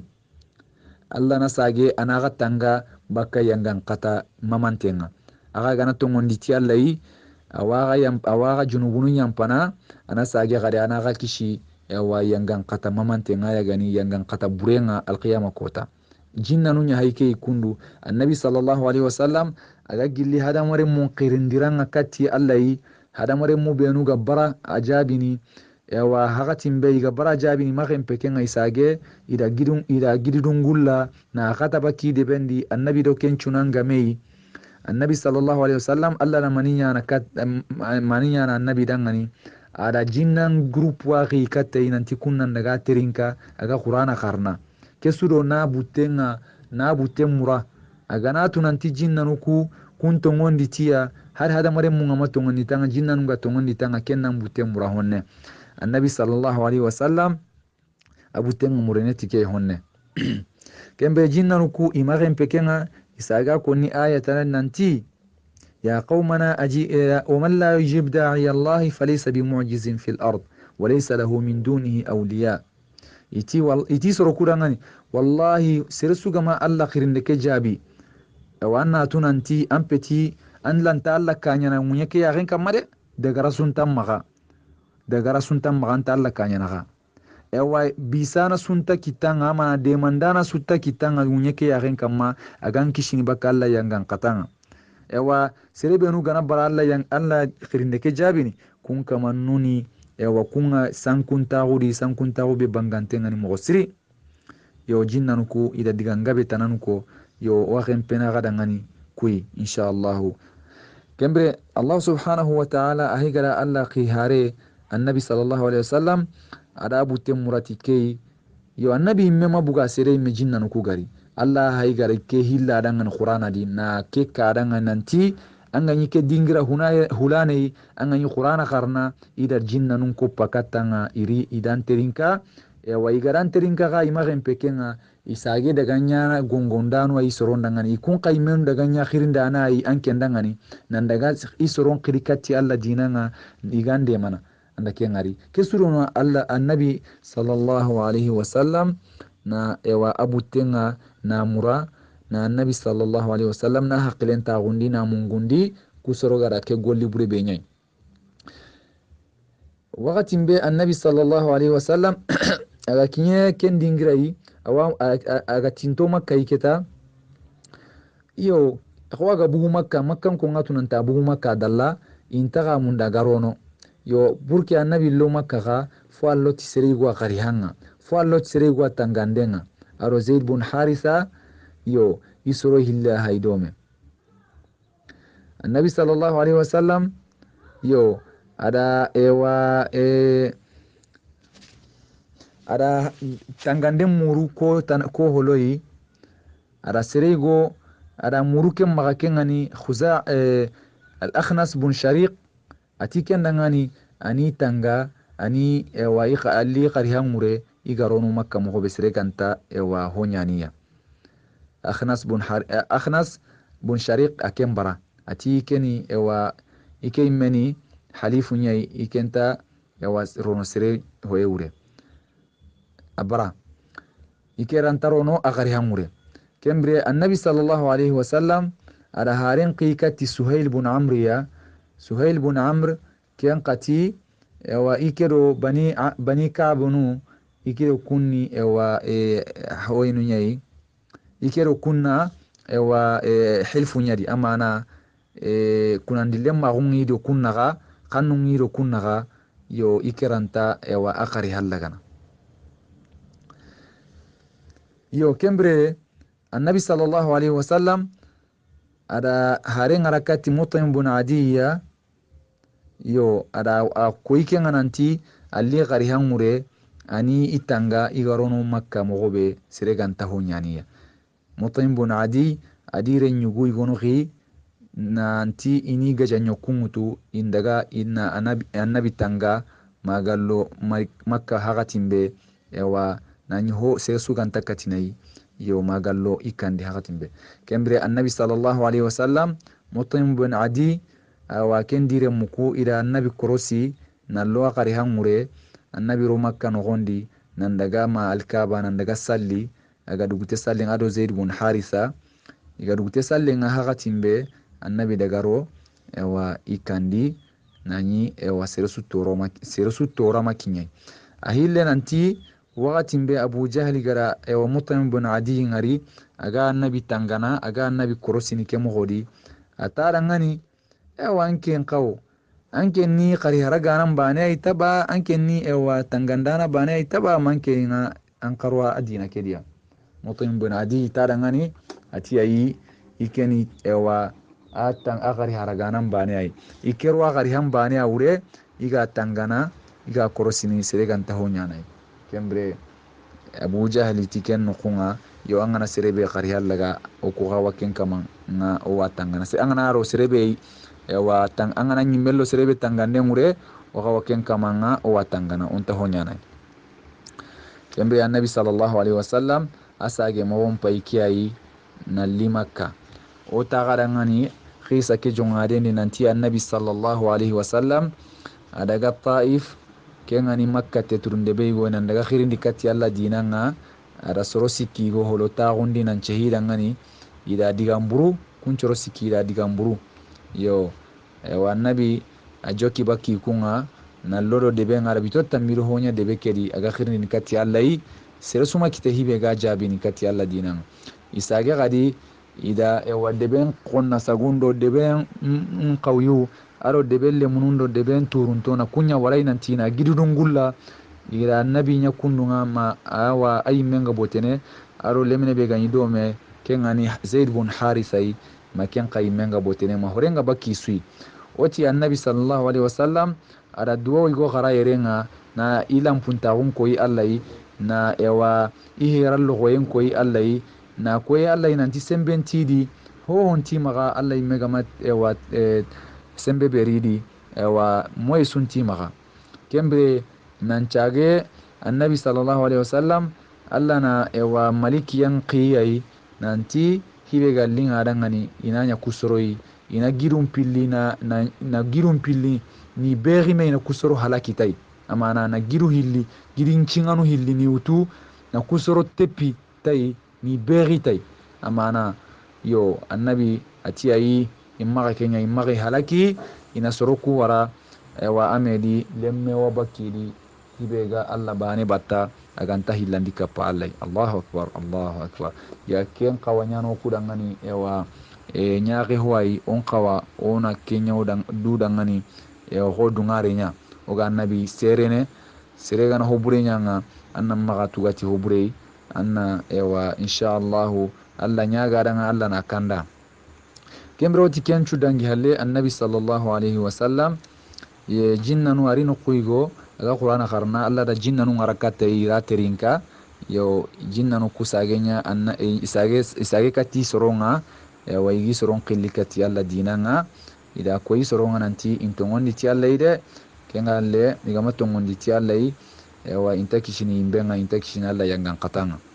kembre oti annabi sallallahu alaihi wasallam aga kinyen kuyigoyi lemine igoga nasara lemine igo kenda ewa ari rezenun kini annabiya nantani yiga kenda yi dullen do tampiyen ngayi yo annabi sallallahu alaihi wasallam kelle minega agara annabi ngari ewa annabi gara akara nga nanti ewa ikini annabi nyimme nyai asagayi ada annabi kitunda tanunga adi sumbu sumbu bawati ewa duna su sere sire na yayi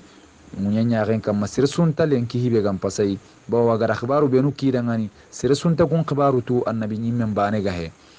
yo oda ka gara ngane gananti annabi ga kinye makka kampalenga akanu rono makka baw kahirinu ku imma daga huburenyiya ewa ada demande muru soro sikime maga soro ku hilli bara nanti ni itanga ini qarihallaga illo qarihangure kudo sereganta ewa kinyiya mogobe soro ku hilli madunge yo sere sikandi ken khoni dunge nallo annabi qarihangure adi ile mine kebe ga do me kengani zaid bin harisai ni krosi ni tanga mi gar daga na ewa alkaba nan daga salli iga dugute sallenga ewa annabi daga ewa mi kandi na yi sere suma kata sere suma hohonya inshallah waxinu lenki ewa owa to koyre walla nya gana alla gana oge mun sawaba nga alla gana haqqala sire kino da gai alla gana ewa annabi qisa kiyaha mumkin aha mun dikiti sire alla gana nyo da gada ngani walla nya gana alla gana ha mi gabe kinoi o gana ewa khatawunu benunya qisa kedi walla nya gana alla gana yampo maga o gana ewa hibe gana ge musawaba nga walla nya gana harsa arna ha mi kiti sire nyo da gada ngani ونتغلم سبحانك اللهم وبحمدك أشهد أن لا إله إلا أنت وحدك لا شريك لك أستغفرك وأتوب إليك سبحان ربك رب العزة عما يصفون وسلام على المرسلين والحمد لله رب العالمين